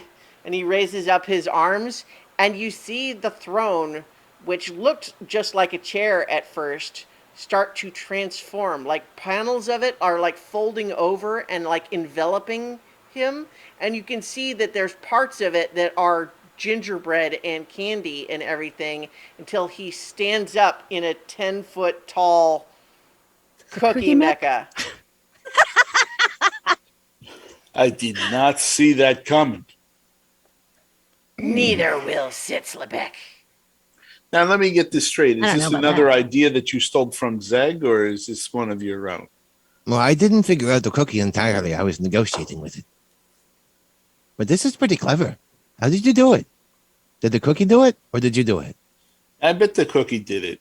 I'm Yeah, getting this the guy's not feeling smart that enough the for guy that. who blew up half the Warren really couldn't think of something this clever. I mean, I he thought that cookie obviously was clever. stole it from somebody. That explosion was a necessary step towards gaining the power that I now wield. And I'm kind of tired with all of the challenges here. I mean, I think that, if you're not going to surrender, then let's just go ahead and do this, huh? I am not afraid. Let's go. You will be. You will be. Pounding together his cookie fists. Arms scatter everywhere. Yeah, you keep doing that. Just imagining a gumdrop flying off. Yeah. How good tough To could be it possibly clear, be? too, all these ranks of cookie soldiers in here, there is easily 10 times the amount you fought in the candy store. All right. We're going to need a lot of milk. Hey, Zeg, can you get another one of the robolds to blow up and take out these cookies? Maybe not The intentionally. ovens. What about the ovens? I might be able to make the ovens explode. Oh, All right. you have plans regarding the robots, do you? And he They're very starts going nice. boop, boop, boop, boop on his arm where there's just like a bunch of like icing in various patterns. But all of a sudden, Zeg and Meg, your robots turn on you. They attempt to grapple. Not mine.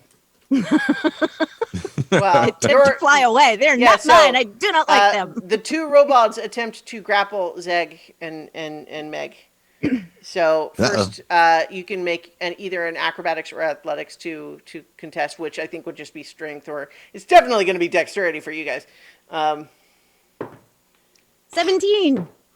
Wow, they both 11. rolled low. So yes, you are able to evade, but I think what you realize, Zeg, is he has a competing controller.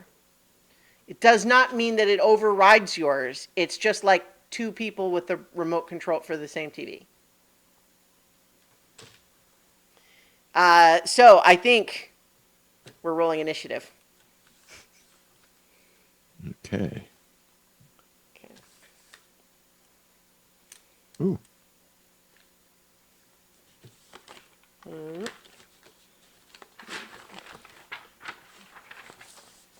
Right.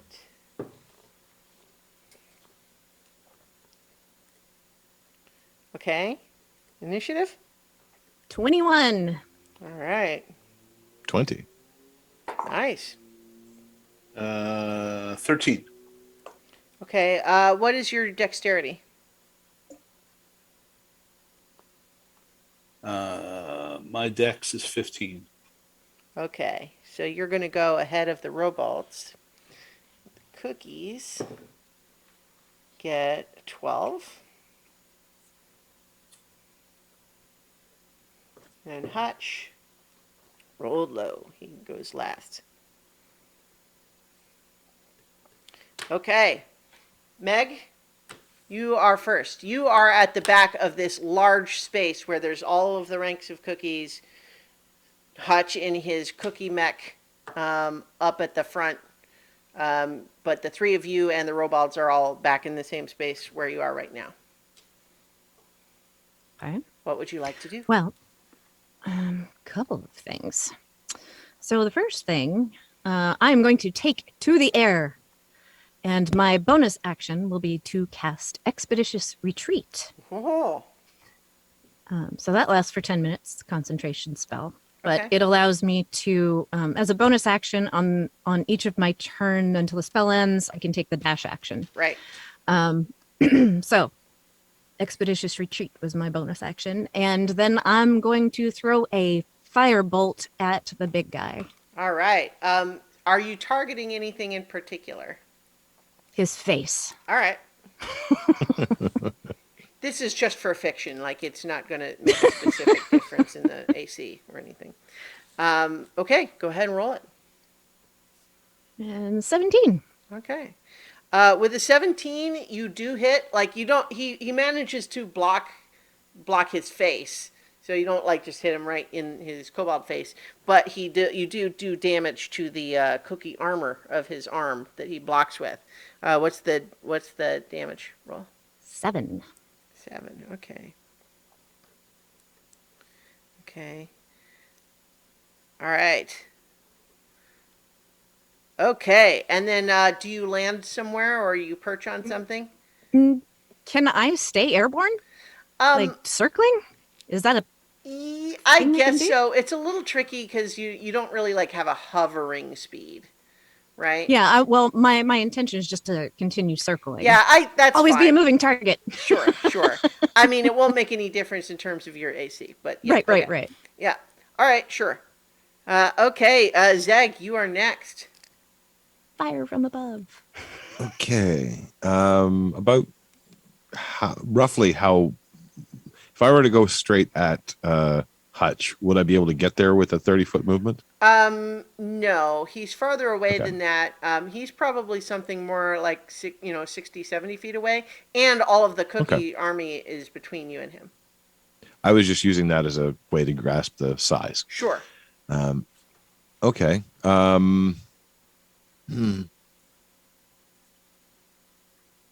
Well, let's see.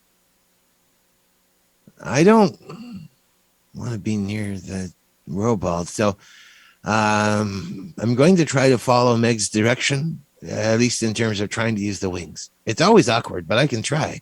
And I'm going to fly up and try to get a bit closer, and then toss. The centipedes keep things busy, so I'll toss the centipedes at the cookies, the Okay. smaller ones. Okay. All right. And that will be initiative 14. Okay. And then I will land. I won't be trying to do the Okay. fancy So flying where around are business. you landing?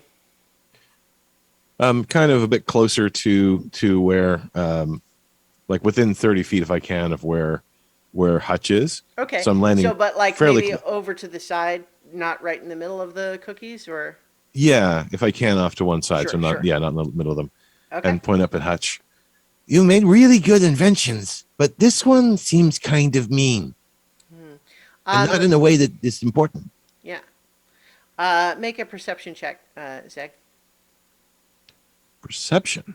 I have a +0 perception. 13. You notice that part of the design of the armor has this tiny little sort of like window that where the cookie on his necklace, your cookie, is visible. Like for some reason, the armor is designed so that the cookie can also see, or and vice versa. You can see the cookie; it can see out. Which is not lock obvious, eyes but and just it's because, strange. like traditional armor, you would think you'd want to cover your chest, but this armor seems to have been designed with a little opening right there. Is there a moment of locking eyes and familiarity? I think you can't the see cookie? it that closely. You just know that, like you can see it just at a distance. You'd have to get closer. Okay. All right. So that actually makes it the centipede's turn next. Oh, okay. They will attempt to bite whatever's nearby them. Yeah, I mean, 7 to hit. this is just 7 is not enough. Like, this unfortunately it's reversing the aliens scenario. Like, despite just the superficial shape of them, this is the case where it's a handful of centipedes against an army of the cookie Mhm. men. All right, Sneer, it is your turn. What are you going to do? Um, well, I think if I charge in, I could get killed. Is there a way to move along the side of the cavern so I can start flanking the big cookie guy in Uh, his cookie armor? yeah, like if you want to dash, you can start your way around where all the cookies are. You can't get all the way to the big guy, and you would have to dash.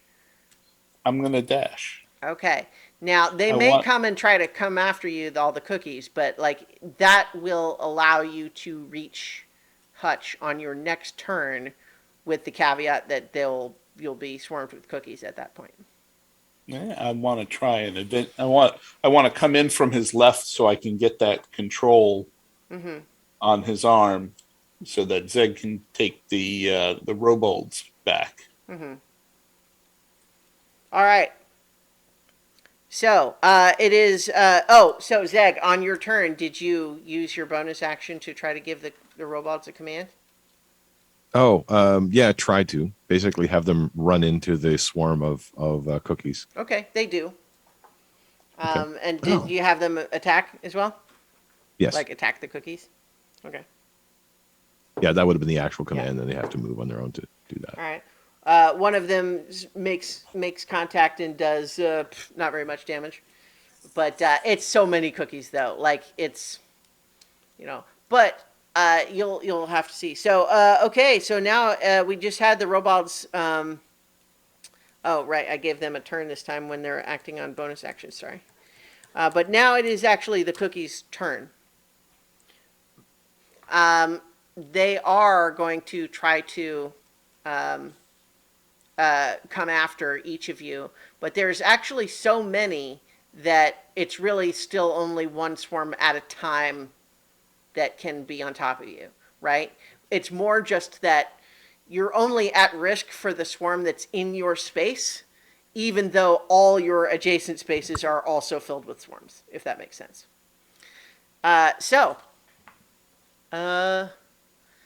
Meg is in the air, but Zeg and Sneer are both at risk. So that's a 13 against Zeg.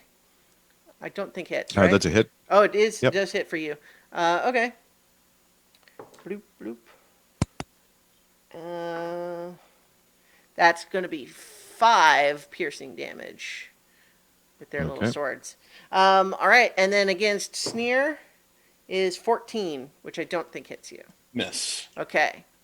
So that is the cookies. And now it is Hutch in the mech. And he takes a couple of steps forward. And he looks up at you, Meg, and he raises one arm that has got below his like giant mechanical hand. There's what looks like the barrel of a cannon or something. And he fires. And Zigzag, zigzag. 15? 15? What? 15? Does a 15 hit? 15 meets it. Okay. So, what fires out of here is it's basically like a rock candy shotgun.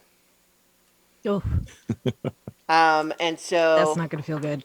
no, that's 14 piercing damage. So glad we took that short rest. Yeah, and I need a concentration check on your Right. expeditious retreat. We're just It's looking to be 18 on the Constitution. yeah. So you still have that up, but he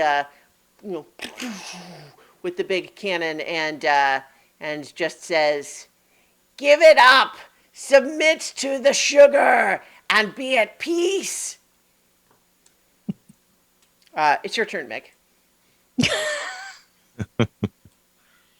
Going to rain fire. All right.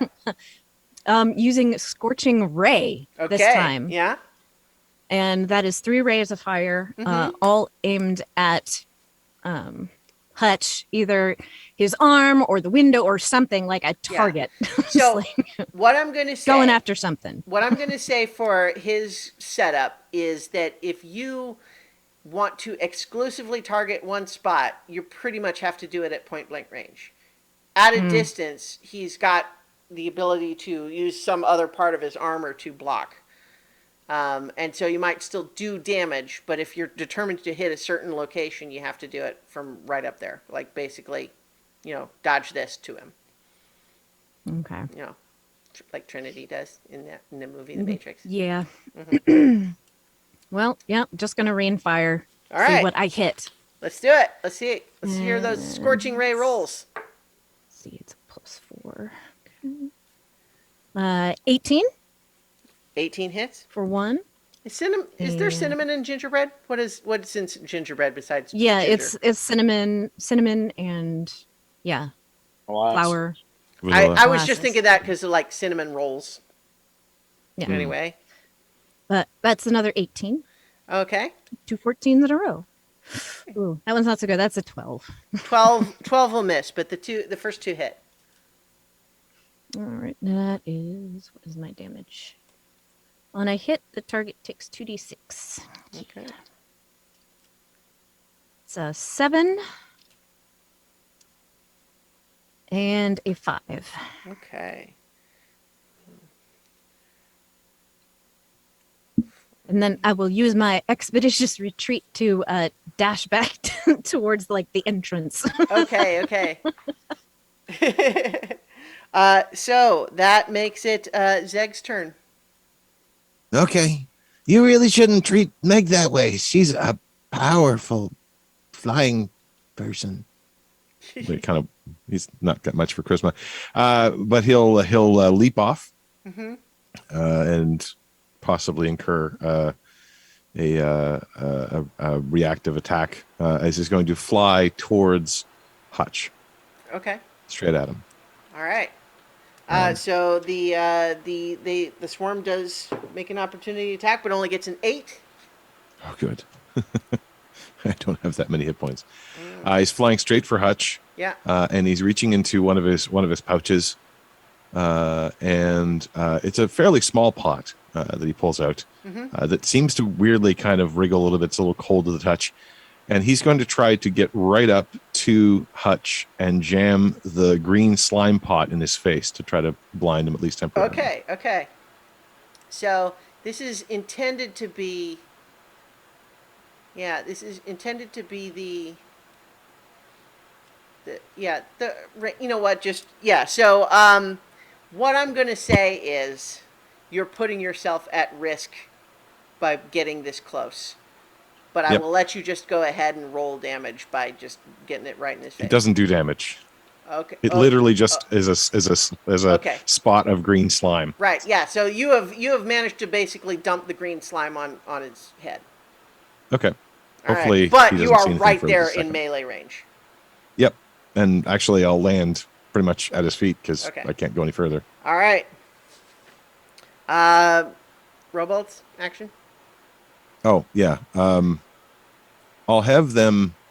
I'll command them to just keep fighting those things. Yeah, I mean, Distraction. He in theory had the ability to give them his own command again on his turn, but didn't. He just seemed like Yeah. he's distracted. They're safer not Yeah, next to me. I think so. here's the other thing. Now that you're this close, Zag, make another perception check for me. All right. 4. Yeah, with a 4, yeah, I think the smell of the gingerbread is just kind of so overwhelming. It's Nice it's spices. hard. It like makes your eyes water a little bit. Yeah. Okay. All right. So that would make it the centipede's turn. Oh right. And they once again bite anything nearby. It's a 19. Okay. I probably should have had the cookies attack them on the last round, but that's all right. 19 will hit. For 11 damage. You know what? I'm just going to go ahead and say we're assuming all of that's happening. We don't need to do the mechanical part of it because it's swarm versus swarm and huge numbers. All All that I'm really expecting from them is they might tie up some of the swarm, so Yeah. it's not all attacking Right. us. Okay, Sneer, your turn. All right. I have gotten. I'm going to move up close, and I'm going to try to attack the arm, the Okay. left arm. So to get to him, you can, but you will take 3 opportunity attacks as you rush through the swarms that are between you and him.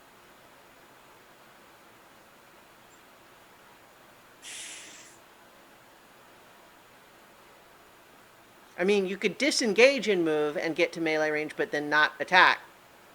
If you want to Okay, attack him this I'll round, do you have that. to you do that. Okay.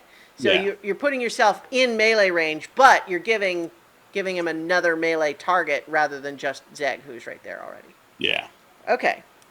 And I have the shield. Right. So you manage to focus your movement on avoiding the attacks of these cookies that are trying to, uh, you know, pull you down with their little cookie hands and trip you up. But you manage to get through there by focusing on that on this turn. Okay, so I think your let's see, the cookies are going to be able to make an attack on both Sneer and Zeg this turn. Actually, Meg gets some too because, well, did you land again or no? I'm Yeah, I was flying back towards the entrance yeah, where I knew the other two were. Well, right, Zeg's not there anymore, but yeah, okay. Well, in any case, dashing so in on that Zeg and direction. Sneer then at least. So first Sneer, they get a 15 to hit. For 7 piercing damage. And then against Zeg, that's a dirty 20. That hits. That's a 3 and a 2 for 5 piercing damage. Okay. All right.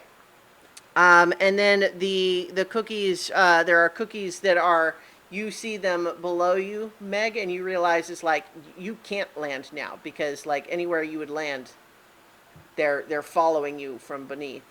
The cookies are, I think, they swallow up the swarm of centipedes. They are not attacking the robots still. But at this point, Hutch kind of remembers about the robots. Um, and he says, try to stop the one with the shield. And so they're going to try to go over and grapple you, Sneer. What I'm saying is one is doing it and the other one's helping, so I'm rolling their grapple check with advantage. Okay. And then you are rolling either strength or dexterity to try to avoid it. Ooh. Yeah, they got a 19. I get a +2 with dexterity. I got a 7. Yeah, unfortunately, yeah, one of the robots kind of stomp over through the cookies and get their arms around your arms, and they've grappled you. But you're already in melee range with Hutch anyway. They've just kind of like grabbed hold of your armor. Okay, and then on his turn, I think seeing Meg kind of retreating, seeing Sneer get grappled, Hutch kind of chuckles and then leans down to you, Zeg, and he's actually going to try to grapple you. Okay. Okay. He gets a 10. I got a 6.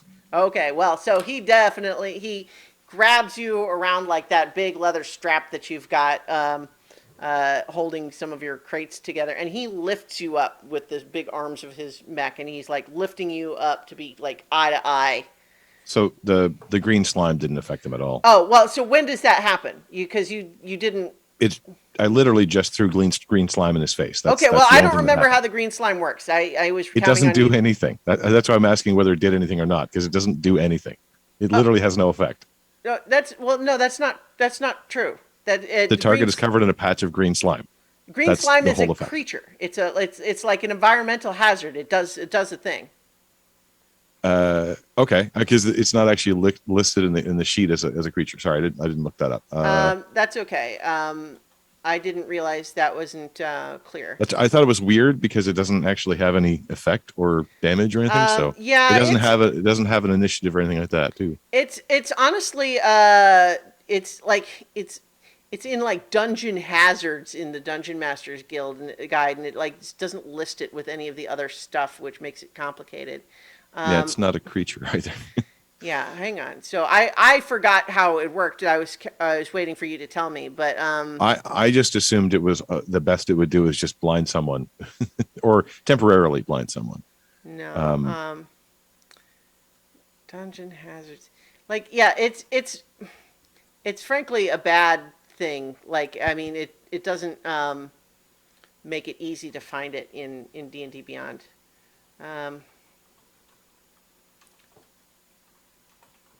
You can't even like easily find it by searching green slime, but if you search dungeon hazards, there it is. Okay. Patch of green slime covers a 5-foot square, has blindside out to a range of 30 feet, and drops from walls and ceilings when it detects movement. So it's a creature that has its own initiative. So basically, it can. Oh, yeah. So basically, it starts seeping into the armor of the shoulders, and Hutch takes 1d10 acid damage, which you can roll. Oh, okay. And will that's more continue to take that damage until he scrapes the green slime off. Oh, wow, that's much. Which is now inside his armor. That is six damage. All right. Yeah, so he's definitely angry about that, and you can see that the slime is kind of giving off this foul vapor as it's starting to eat through like the armor around his shoulders, and you can see looking at him too that like it's starting to eat through some of the skin on his neck and stuff like that too, and like on his face, and like but he doesn't seem to even react to that at all, but he just lifts you up in these big mech fists and brings you eye to eye, and this getting this close, I'll let you make one more perception check. 4. All right. Well, yeah. Zeg is determined to not give you this cinematic moment I'm trying to give you. Can't help the dice. It's no, not hey, that's good. true. I think what I'm going to flavor this is that because what the 4 means is that you are very distracted by staring right into Hutch's eyes and not seeing the other thing that I was going to maybe have you notice. But you are just entranced as he is staring into you, and he just says, I stole all your inventions, but I made them great. I made them commonplace and mainstream. And I have invented so much more with the time that this cookie has given me. The cookie gives you time? Oh. See, Okay. This is why I put you in mud. Well, you saved me for 100 years, and that I can only thank you for. But the rest is pretty bad. Kobolds don't steal from other kobolds because we're all one family. Well, you can thank me for this, too. And then he's holding you up, and he's got that rock candy shotgun, point blank. And All right. How many hit points do you have right now? I have, I believe, 3. Yeah.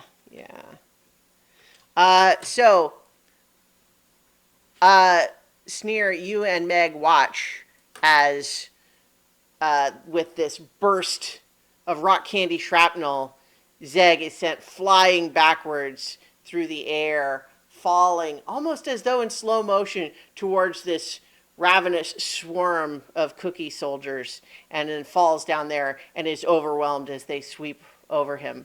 And he didn't look like he was moving.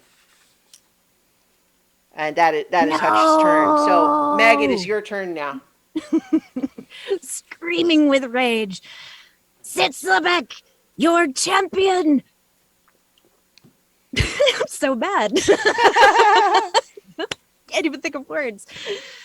Your champion requests you imbue her with strength to avenge her brother and thwart this evildoer from stealing your throne. And I will charge at him, dashing and firing Scorching Ray again. All right. And I would like to get really up close with him Right. this time. Okay. As you are zooming in at with your incredible speed, with your expeditious retreat up, and filled with this rage, I am going to let you make a perception check as you zoom in there. What is that? All of you have terrible, terrible stats. Yeah, but which That's one? part of the Which one fun, is though. it? Is it intelligence or wisdom? Wisdom. Okay. Yeah. Actually, that was a natural 20, but I have a -1, so it's a 19. Well, okay, but with a natural 20,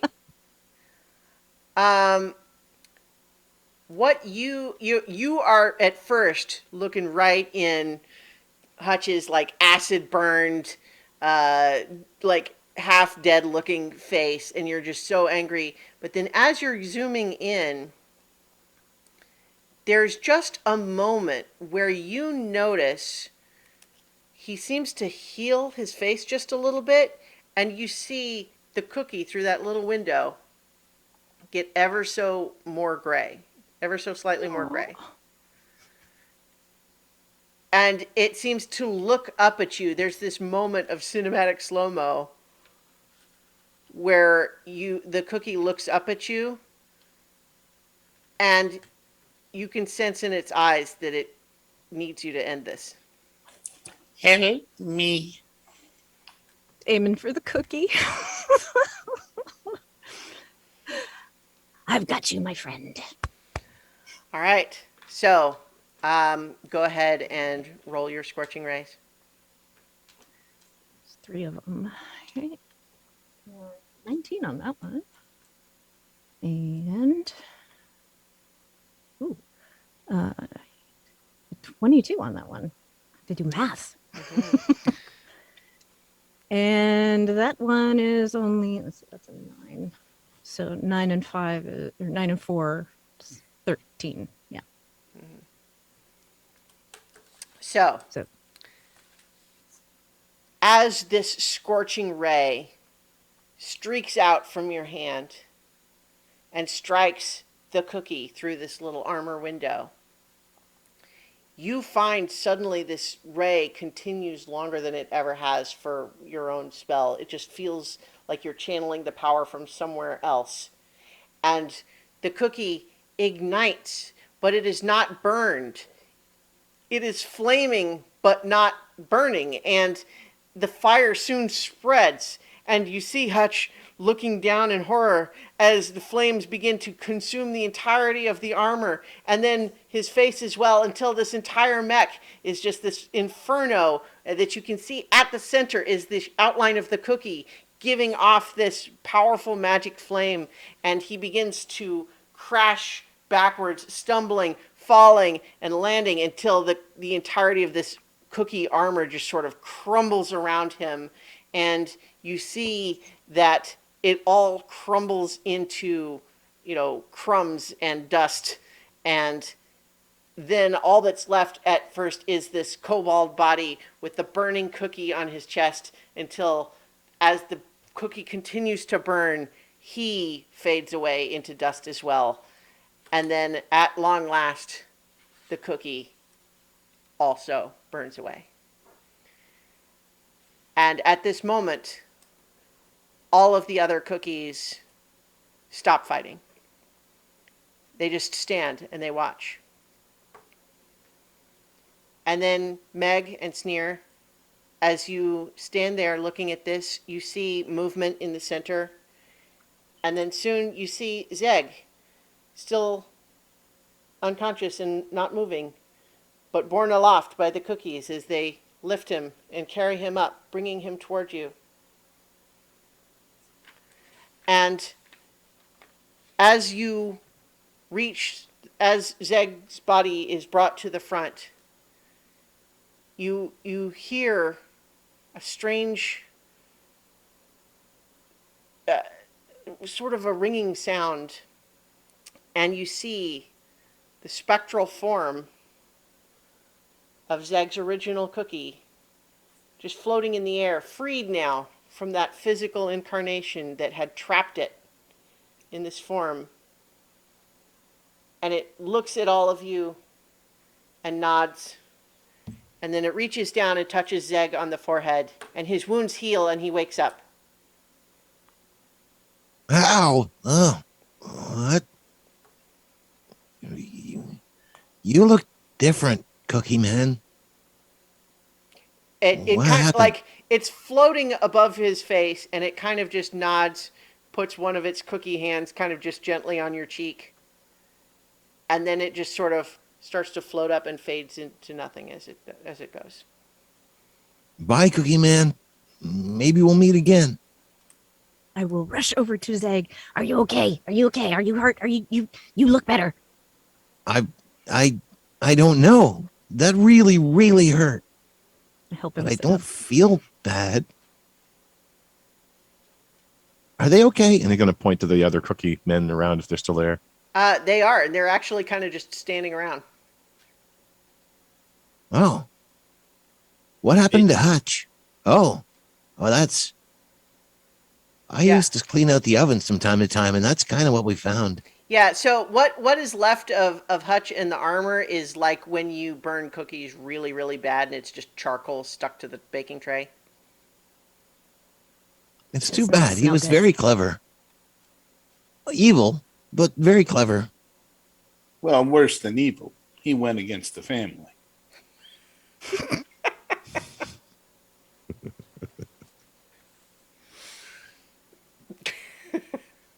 Yeah.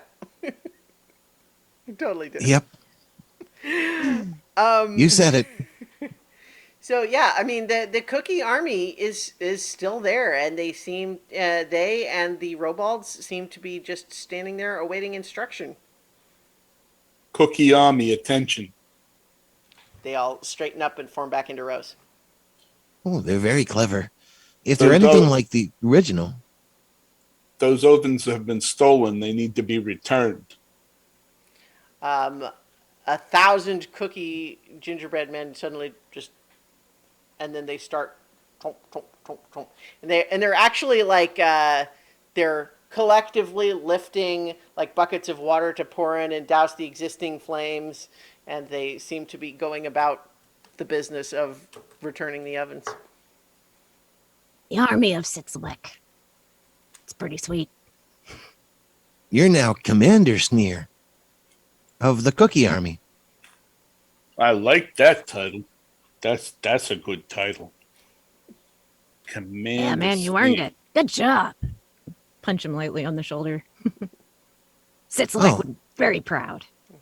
Robalds, help the army get the ovens back. Yeah, and they do. They start helping as well.